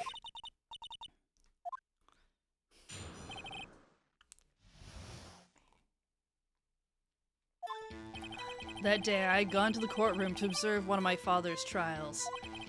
As we went to leave, an earthquake struck, trapping us in an elevator. My father and Miss Yogi lost their composure and began to argue. Just then, something heavy fell at my feet.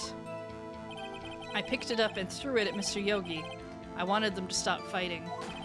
A moment later, there was a single gunshot, then a scream. It was a terrible scream. I remember it to this day. That's all. Until now, you thought this memory was a dream?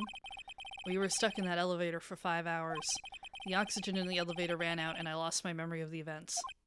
Pah, the same claim Mr. Yogi has made. Very well. Mr. Wright, your cross-examination?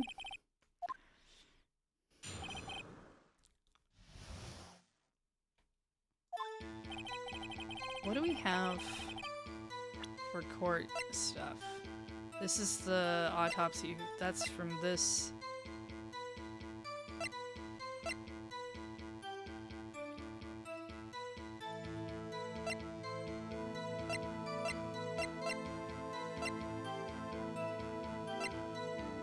It's in here, I think.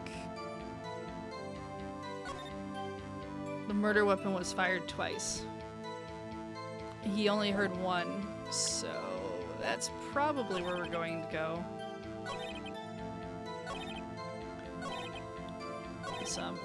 There was a gunshot and a scream.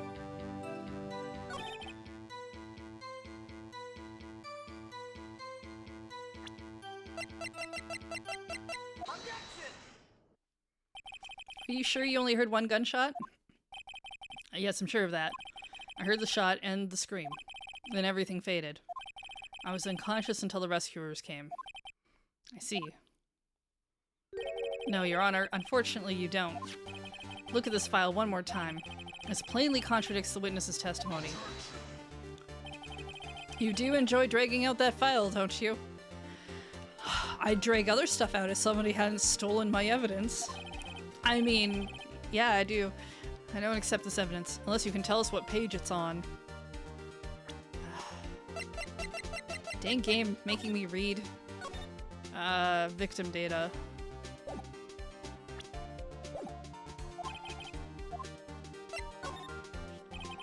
Look at the victim data in this file. It says it quite plainly. The murder weapon was fired twice. Miles Edgeworth only heard one gunshot, yet the murder weapon has fired twice. The first shot was the accidental firing from the pistols thrown. So who fired the remaining shot?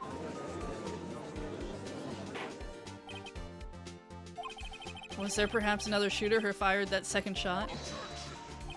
Your Honor, as I'm sure you're aware, this incident occurred 15 years ago. The evidence is dated. The pistol did fire twice. However, we do not know when that second shot was fired. It might have been fired the day before the incident. There is no proof that the second shot has anything to do with this incident. What? I see. You do have a point, Mr. Wright. The murder weapon was fired twice, as we had heard. One of those shots was fired by the defendant, a boy at the time. Do you have any proof that the other shot fired had something to do with the case? Do I?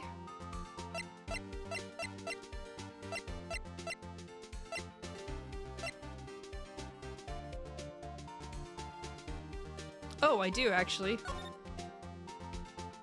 Yeah, because we can see where the other shot is in this photograph. Okay, cool.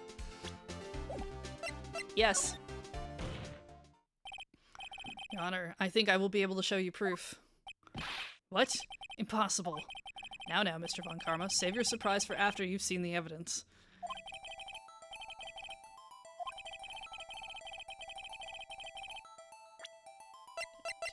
Oh, I don't have to go all the way over there.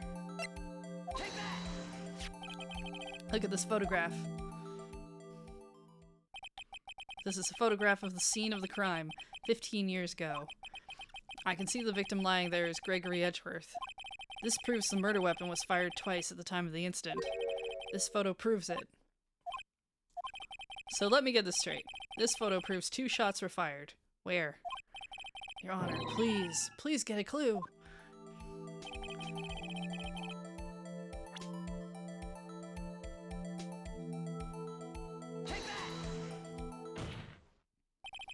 As should be obvious, the contradiction is here. I see. A bullet hole in the door. Your Honor, Gregory Edgeworth was killed by a shot from the pistol, yet there is also a bullet hole in the elevator door. We also know the murder weapon was fired twice. Thus, someone other than Edgeworth fired that second shot.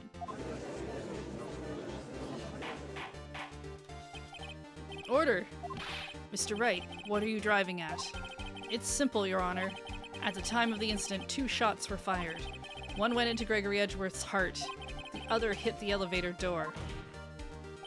Remember that the defendant lost consciousness after the shot he fired rang out.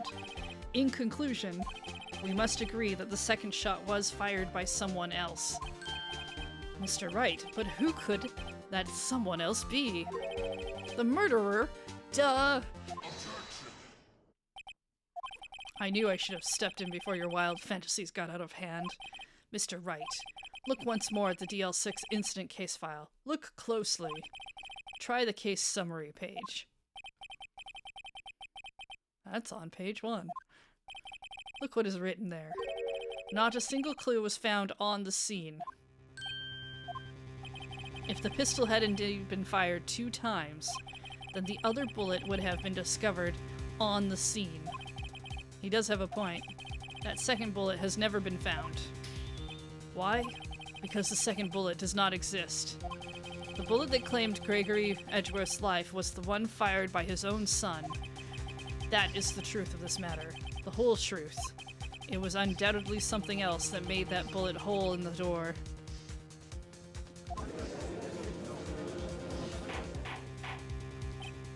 Order. I will have order. Mr. Wright has proven one thing to us quite clearly, that the murder weapon was fired twice at the time of the incident. However, as Mr. Von Karma says, the second bullet fired was not found.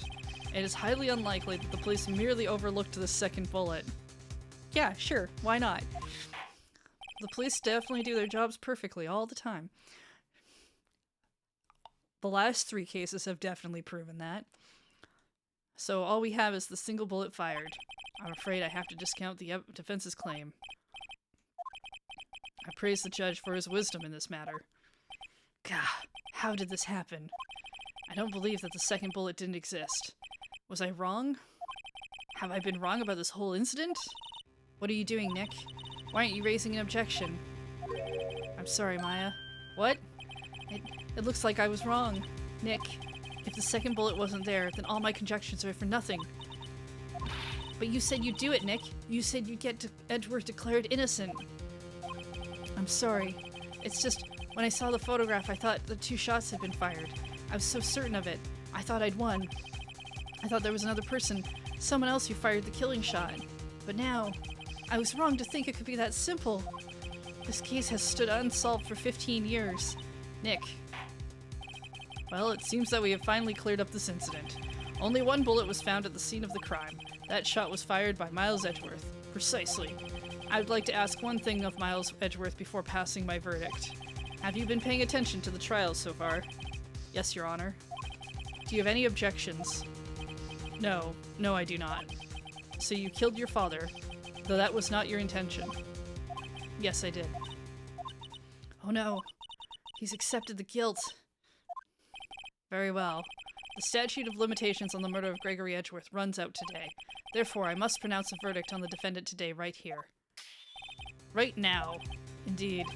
Does anyone have any objections? I've been here before. It's just like my first day in court. There's so many things I know I should be saying, but my mind's gone blank. I can't find the words. Mr. Wright? Objection! Your Honor. I object. Object until you can't object no more. That's the way we do it. Mr. Wright, on what grounds do you object? Nick? I don't know. His case is perfect. Oh no. Grah. It must exist. The second bullet. Yeah, we have it in our hands. What? What did you just say? Nothing.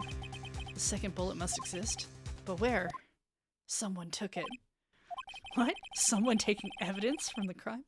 It seems waiting is not going to produce us any answers from Mr. Wright. Now, is it... Yeah, that one is from Gregory, so it's going to be this one. From the victim's body. Wait, Your Honor. The second bullet. It existed. What? But we've just heard proof that it did not exist.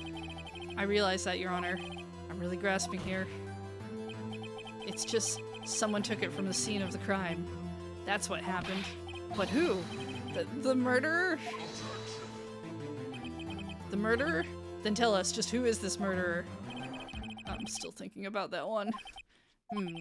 So the criminal took the second bullet, but why? Huh? First of all, how would they have found it? It's not easy to find a stray bullet, Mr. Wright. Was there some pressing need for the murderer to search for that bullet? Yeah. Of course there was a need. That's why they took it. Ugh, what possible reason could they have had? Well, the reason the murderer took the bullet away from the scene with them is... Murderer is cautious. A very cautious sort, you see. That's why the murderer had to search for that bullet. If that was the case, then they should have taken the bullet from inside Gregory as well. Huh? Why would they only take one of the 2 shots fired? Oh, right. Mr. Wright, have you really thought this through? I'm going to have to penalize you. Dang it. I guess he had to find it.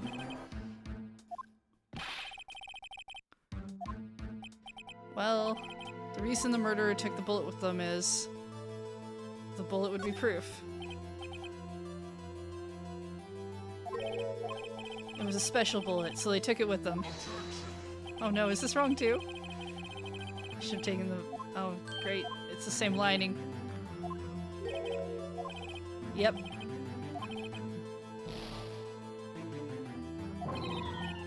Oh shoot, I remember how this goes. Right, he didn't take it with him on purpose. The murderer didn't need it. Haven't got a clue. What's wrong, Mr. Wright? The murderer had no reason to take that bullet. You don't want to admit it, but it's true. Had to take it. Had to take it. The murderer, what does that mean? You're thinking too normal. Think crazy. Don't think why the bullet was taken. Think why the bullet had to be taken. Mr. Wright? Yes, Your Honor? I have no idea what I'm doing. Well, the murderer had no intention of taking the bullet from the scene. But the murderer had to take that bullet. Had to, Mr. Wright? What do you mean? Well, for instance... For instance what? Maybe the bullet, hit the murderer? The bullet hit the murderer. Just saying, for instance. I mean, if it hit you, you would have to take it with you, wouldn't you? It's not like you could perform surgery right there. You know? Wait a second. I was just talking off the top of my head, but what if that's really what happened? Let me get this straight. At the time of the murder, the murderer himself was shot, and they left with the second bullet still inside of them? Thus, leaving only one bullet at the scene of the crime? Yep, that is definitely how that would work. But there's a problem with that. The other two people rescued from that elevator, Miles Edgeworth and Yanni Yogi, were both unharmed. So that would mean the murderer came from outside, yes.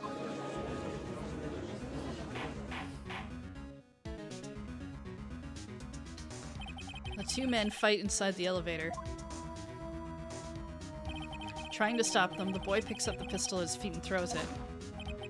The pistol discharges and the bullet goes through the elevator door and hits the murderer outside. The boy loses consciousness. Then, the murderer opens the elevator door and sees the men inside.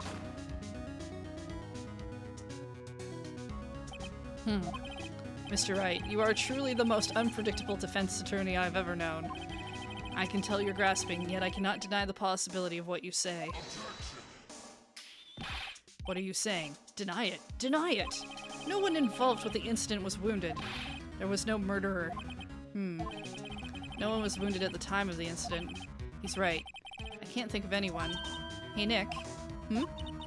I just thought of something really crazy. Remember that Mr. Grossberg said yesterday?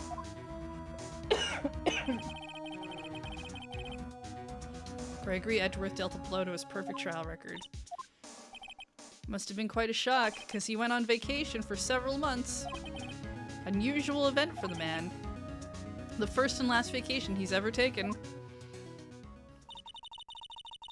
What if Von Karma didn't take the vacation because of shock, but took it because he was injured? Which would mean, it could only mean one thing. He was the murderer in the DL6 incident. He was the man who shot Gregory Edgeworth. It was Von Karma. Oh man. Something wrong, Mr. Wright? You seem dazed. No, Your Honor. Well, you have indicated the possibility the murderer came from outside. Can you give us the name of your suspect? Uh-oh. Should I come out and say it now? Yeah, I mean, what better time is there? Your Honor, there is a suspect. One lone suspect. Well, this is certainly interesting news. Very well, Mr. Wright. Who is your suspect? Oh, my hands are shaking. What? Von Karma. Von Karma?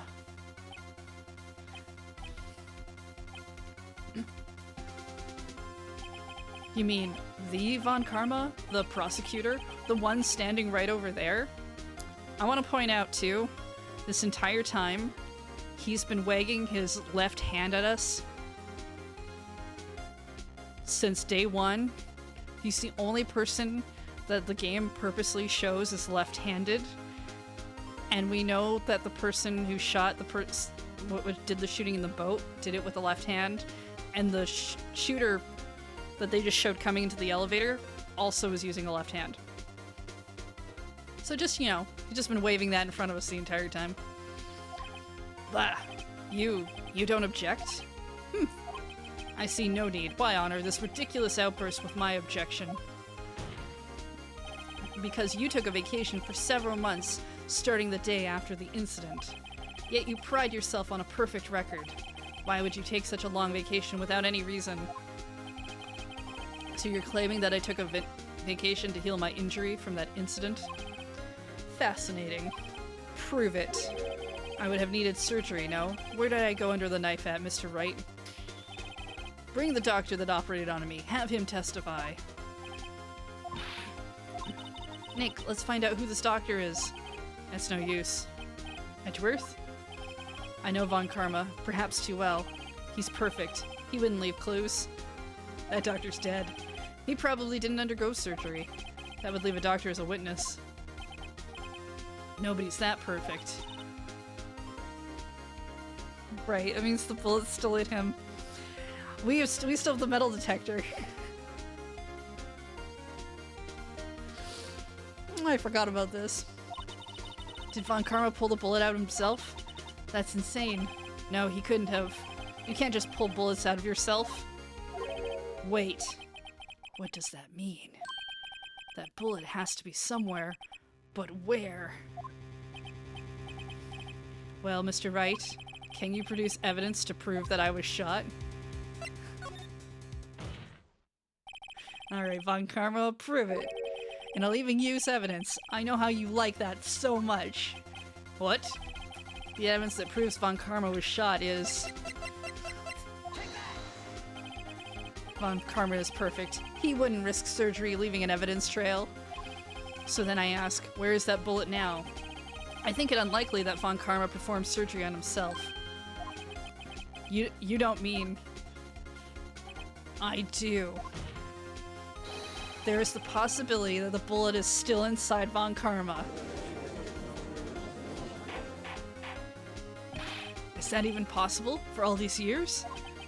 Well, there's one way to find out. I happen to have this metal detector.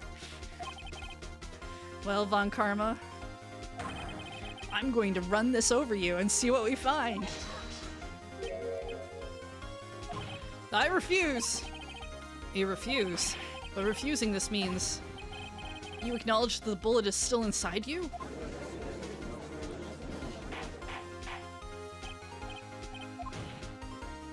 Your Honor, the defense requests that we be allowed to use the metal detector.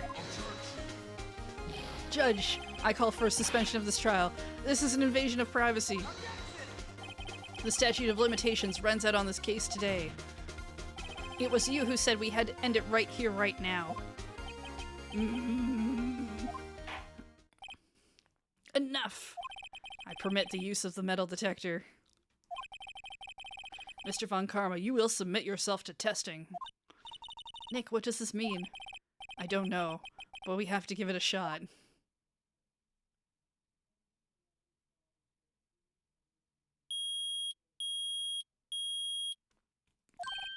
It reacted. Something is inside his right shoulder.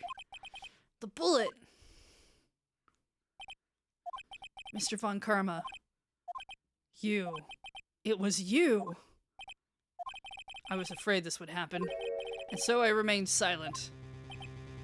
Indeed, there is a bullet in my shoulder. However, it has nothing to do with this incident. What? I was shot in the shoulder long before the DL6 incident. I claim that the bullet in my shoulder has no relation to DL6.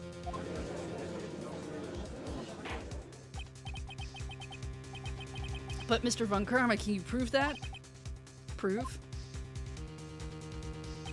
I have no obligation to prove anything. It is Mr. Wright who must prove something here, not I. Mr. Wright? Well, can you prove it? Can you prove that the bullet in Von Karma's shoulder was from the DL6? Of course he can't. You don't have any of the DL6 evidence. That's because you took it out of the records room yesterday. Actually, I do. I have the perfect piece of evidence. With no proof, you cannot convict me of my crime.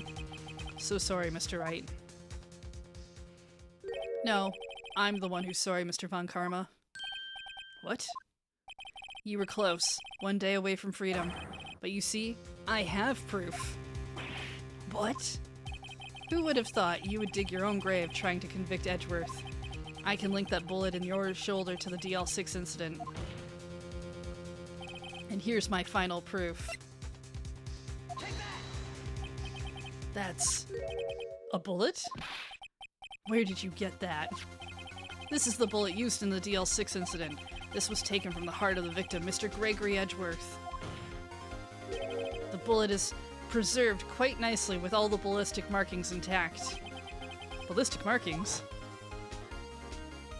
Are we gonna flash back into what that is? You may recall the term. It came up in the first trial 2 days ago. Are the fingerprints of a weapon. All bullets fired have blah blah blah blah blah. Yes, we know what ballistic markings are. We have 2 bullets in our possession. One, the bullet removed from Gregory Edgeworth's heart. The other, Mr. Von Karma's, the bullet buried in your shoulder. We could analyze both bullets. Then, if the markings matched, we would know that both bullets had been fired from the same gun. The very same pistol. In other words, the murder weapon that killed Gregory Edgeworth.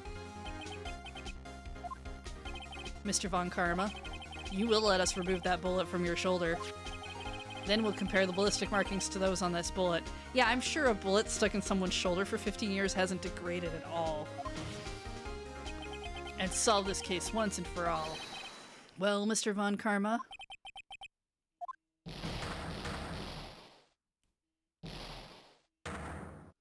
There he goes.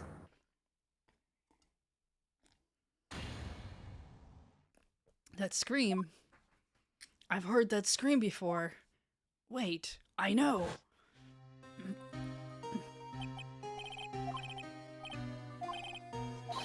Stop breathing my air.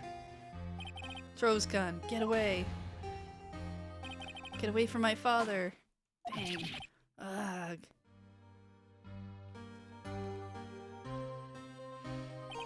It's that scream I heard in the elevator 15 years ago. Von Karma, it was you who screamed. Mr. Von Karma? Edgeworth! Only you would dare defy me! So it was you. You and your father are my curse. Your father shamed me with a penalty on my record. And you left a scar on my shoulder that would never fade. Now I'll bury you. I'll bury you with my bare hands. Death, death. 15 years earlier. Chief Prosecutor, I'm sorry. Von Karma, it's not like you to make this kind of error. I never would have thought that Edgeworth would be the one to catch you. I was careless. I'm sorry, but you will have to be penalized. I've covered for you in the past, but not this time. Edgeworth? It was a shock like none I had ever known. Me? Penalized? It took hours for me to regain my composure. Suddenly I found myself in the darkness. I was in the court records room. I must have wandered in there without thinking where I was going. The room was pitch black. The lights must have gone out. I went out into the hall and felt my way to the elevator. I pressed the button, but nothing happened. Then, there was a noise. I was in pain, a horrible burning pain in my shoulder. Just then, the lights came back on. The elevator door opened before my eyes.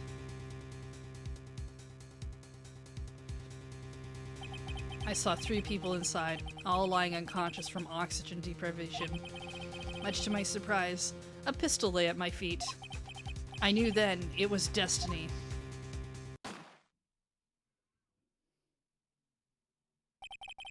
In this last moments, Gregory Edgeworth was still unconscious.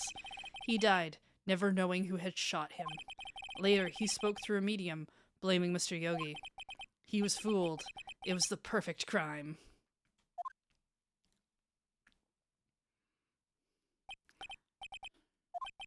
Who would have thought another man would have come to open that elevator door?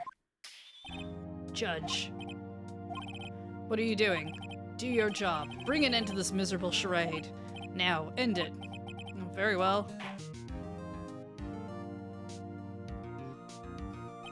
It appears that we have come a very long way to the end of this maze. 15 years later, Mr. Miles Edgeworth? Yes, Your Honor.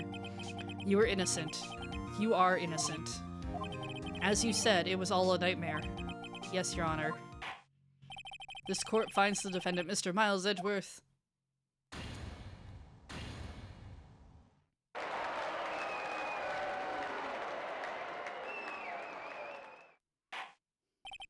That is all. This court is adjourned. Forgot about the metal detector. Nick, we did it! Did you see his face? Von Karma looked even paler than usual. He's pretending to be all cool, but inside you crushed him, Nick. I gotta say, I'm impressed. It was pretty close, though. I was sure we'd had it. I know I was on the verge of tears the whole time myself, but now it's all just a good memory. So, it's finally over, Edgeworth. Right? Yeah? I'm not sure how to say this. I know. Try thank you. I see. Thank you, right? You're welcome. I think you could have done better than that. Sorry, I'm not so good at this sort of thing. You got a lot to learn, Edgeworth. She's got you there. Whoop! Amazing, pal. You pulled through just like I thought you would. I'll never forget this. I owe you one, pal. And tonight, let's party. Dinner's on me! Yeah, my salary went down a bit this month. But who cares? See, Mr. Edgeworth? You should take a lesson from Detective Gumshoe. That's how you say thank you. I see. Whoop! I feel foolish. Don't worry. Take it a little at a time. You'll get used to it. It's been 15 years since I've seen Edgeworth this unguarded. Hey, y'all. Lada. Y'all were great in there. Thank you. Yo, Edgeworth. Congrats. Oh, thank you all very much. I knew you were innocent from the start, of course. Just look at you. You wouldn't stick your hand in the cookie jar even if no one was there. You were the witness on the first day of the trial, weren't you? Yeah, well, let bygones be bygones, huh? Speaking of which, what are you gonna do now, Lotta? Who, me? Oh, I went back to college. I gave up trying to be an investigative photographer pretty quick. Really? Oh, that's too bad. Isn't that hot dog guy from the park? It's over, Nick. My life is over. Why the sad face, Larry? What happened? Oh, Nick, I'm not long for this world.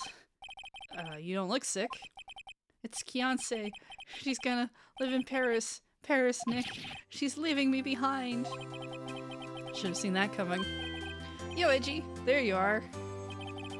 Yes. Here I am. Congrats, Edgy. Here, a little gift for me in celebration. Celebration? That's unusual for you. Harry Butts. You can come along tonight too. My treat, pal. Thanks. Looking forward to it. Yo, Nick.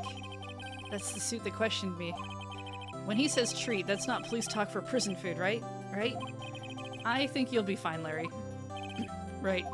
Yeah? What's up? That envelope that Larry gave me. It's got money in it. Well, yeah, that's not strange. People give money away to celebrate sometimes. It's $38, right? Huh? What a weird amount. I mean, it's not a little, but it's not a lot either. $38 exactly. Nick! Wasn't that exactly the amount of lunch money that was stolen from Mr. Edgeworth in school? $38. No. No! Larry, it was you! What are you so surprised about, right? Huh? Larry was absent that day from school, right? But that doesn't automatically rule him out as a suspect. What? Think back to that day 15 years ago. Larry took the day off, but he was bored, so he came into school anyway. And he saw the money lying there, and the rest is history. I never was good at history. Edgeworth? You didn't know, did you? I suspected. I just couldn't picture Larry protecting you like he did that day. Everyone else was saying you did it. The whole class was against you, remember? Yeah, too well. Right? You may not know this, but we used to have a saying back in school. When something smells, it's usually the butts. I know, I know. Really, Wright? I'm surprised you didn't figure it out. Well, this sure is an unexpected turn of events, huh? Edgeworth? Hmm? You should have told me. Now, Nick. It was 15 years ago. Don't you think that statute of limitations has run out, Mr. Edgeworth? I'd say so, yes. There you have it. Where does that leave me? I became a defense attorney because of what you two did. Well, you've always been something of an insufferable emotionalist. Yeah, and you get worked up too easily, too. Death! The death sentence for both of you! Man, if only I'd known I'd have become a prosecutor. The same goes for me, only the other way around. For the longest time, I thought that I might have killed my own father. I thought I might be a criminal. I became a prosecutor in part to punish myself. If I had known the truth, I might have become a defense attorney after all. Edgeworth. Want to switch, right? Hey y'all, line up, I'll take a photo. Hey, photo time, let's go! And after that, dinner on me! Detective Gumshoe took us out on the town that night. We celebrated Edgeworth's newfound freedom, even though Edgeworth himself was still in detention.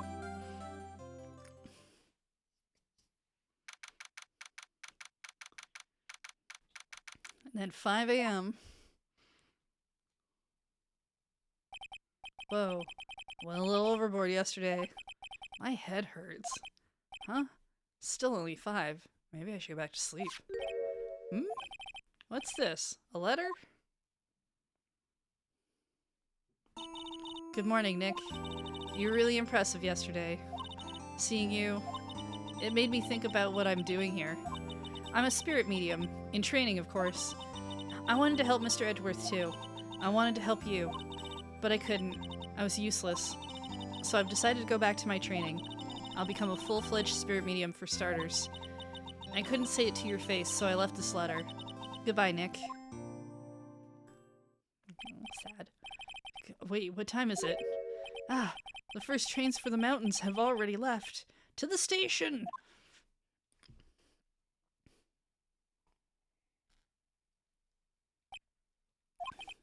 I guess I'm too late.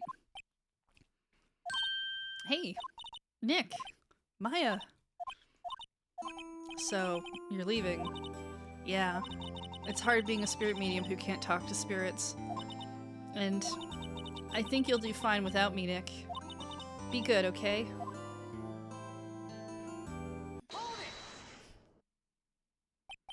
Wait. What? I never could have saved Edgeworth without your help. Huh? On the last day of the trial, I heard Mia's voice. You heard my sister? Yes, only her voice, but still. It was at the very end when I thought we'd lost everything. Well, that's my sister for you. Detective Gumshoe helped, and Mr. Grossberg, and even Larry. I'm the only one who couldn't help. I was useless, Nick. But you were the one who stopped Von Karma, Maya. Hmm? I didn't do anything. All I did was wander around in a daze. Sorry, but I have evidence that you helped. Evidence?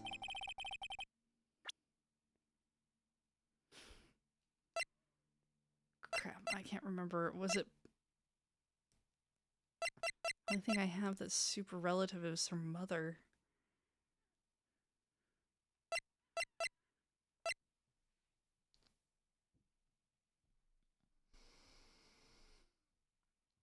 Shoot, does anyone actually remember what the proper thing to do here is? You only get the one chance, I think. I don't want to get it wrong. Is it her mom? Is it the bullet? Which bullet? Oh wait, right. This bullet. That makes sense. Von Karma was convinced he had taken all the evidence pertaining to DL6, but you were the one who rescued the last piece of evidence we needed.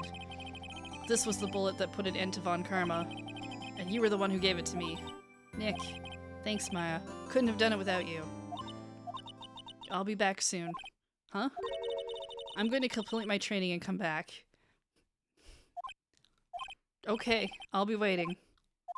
Of course you will. You can't run that office by yourself. You're hopeless. I don't know about that. So this is it. See you soon, Maya.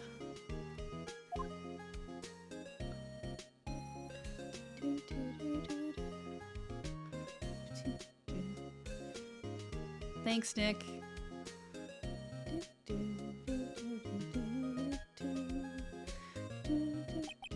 And so my story ends. Time to turn a new page and say goodbye to the novice defense attorney that I once was.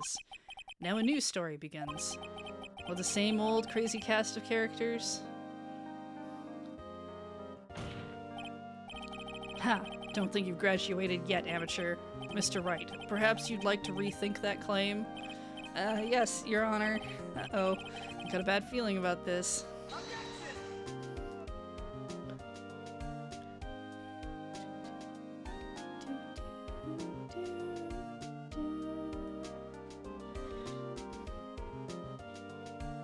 Hey pal, Mr. Edgeworth came down the precinct to wish me a happy new year. Talk about a pleasant surprise. Whoop! Detective Gumshoe! Then he hung his head low and went right back outside. Kind of like he was embarrassed or something. Strange, huh?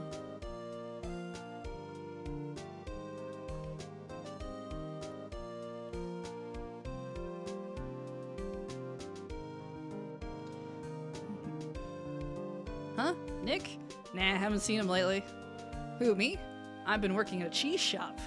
That Missy's a nice lady, but she's not exactly what you'd call a cheap date. Huh?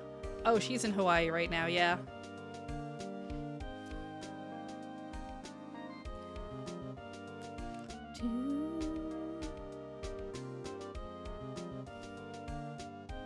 There's Mr. Payne. Who? Wright? Yeah, I remember him. I hear he's been busy lately. You know, not to ring my own bell, but I sort of taught him everything he knows. I'm sure he's grateful.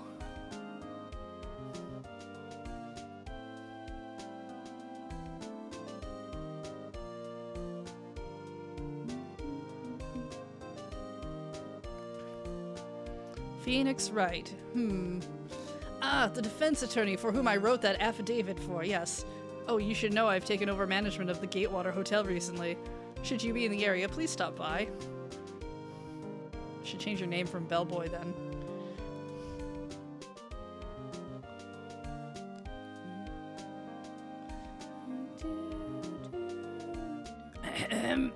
Whom? Oh, it's you. Phoenix Wright. Ah, yes, Mia's understudy, was he not? Wonder how he's doing. Haven't seen him of late. Ah, the days of my youth. Like the scent of fresh lemon, you see.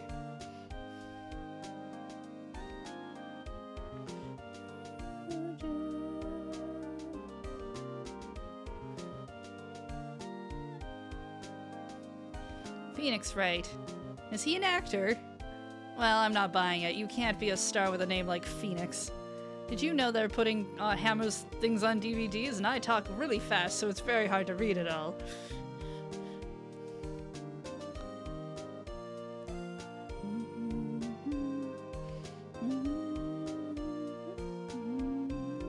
I'm pleased to announce The Pink Princess is a hit. I sure owe that Mr. Wright a great deal.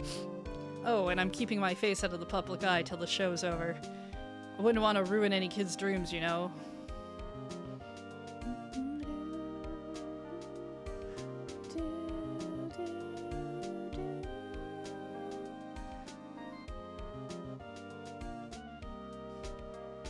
Oh, I got a letter from Maya the other day. It sounds like she caught a cold standing under a waterfall. I wanted to visit, but didn't have time, so I sent her some Pink Princess trading cards. She says she can't buy them where she is. What kind of place is she living at anyway? Some sort of shrine, I think, out in the mountains. We get to visit it in one of the later games. Can't remember if it's game 2 or not. Right? Who's that? You want to talk? Let's talk Pink Princess, alright?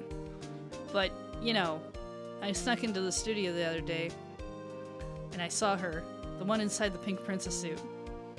Ugh, what a dog. Kind of a shock for a boy of my tender age. Is game 2 the one where they bring up the lock on people's hearts mechanic? because that was fun. Yeah, I remember, right? That lawyer guy. Huh? Me? I'm in training to become a paranormal photographer. You know, that picture I took of everyone? Well, just behind them, there's a ghost. For real. Now that's talent. I'm gonna be famous.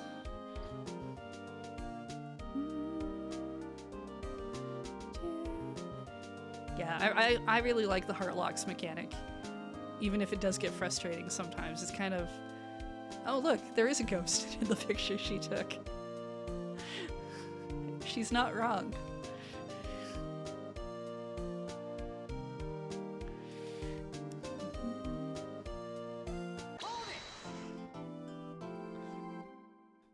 Doom, doom, doom. A brand new episode has been added.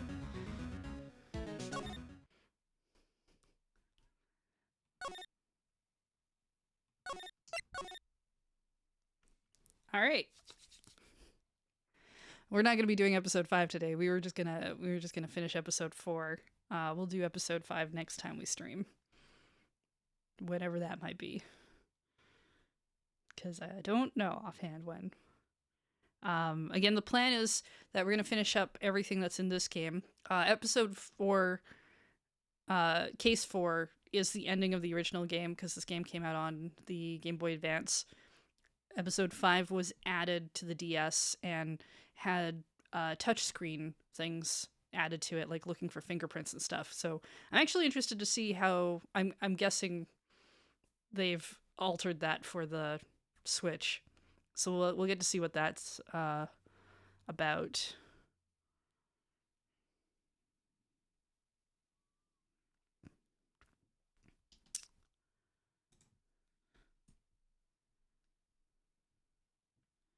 How long has this person been streaming?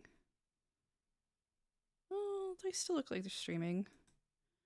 Yeah, Ghost Trick's really good. I did stream Ghost Trick on Heather's Handhelds on the Lure thing. So if you wanna watch that, that should be in the VODs on youtube.com/loadingreadylive somewhere.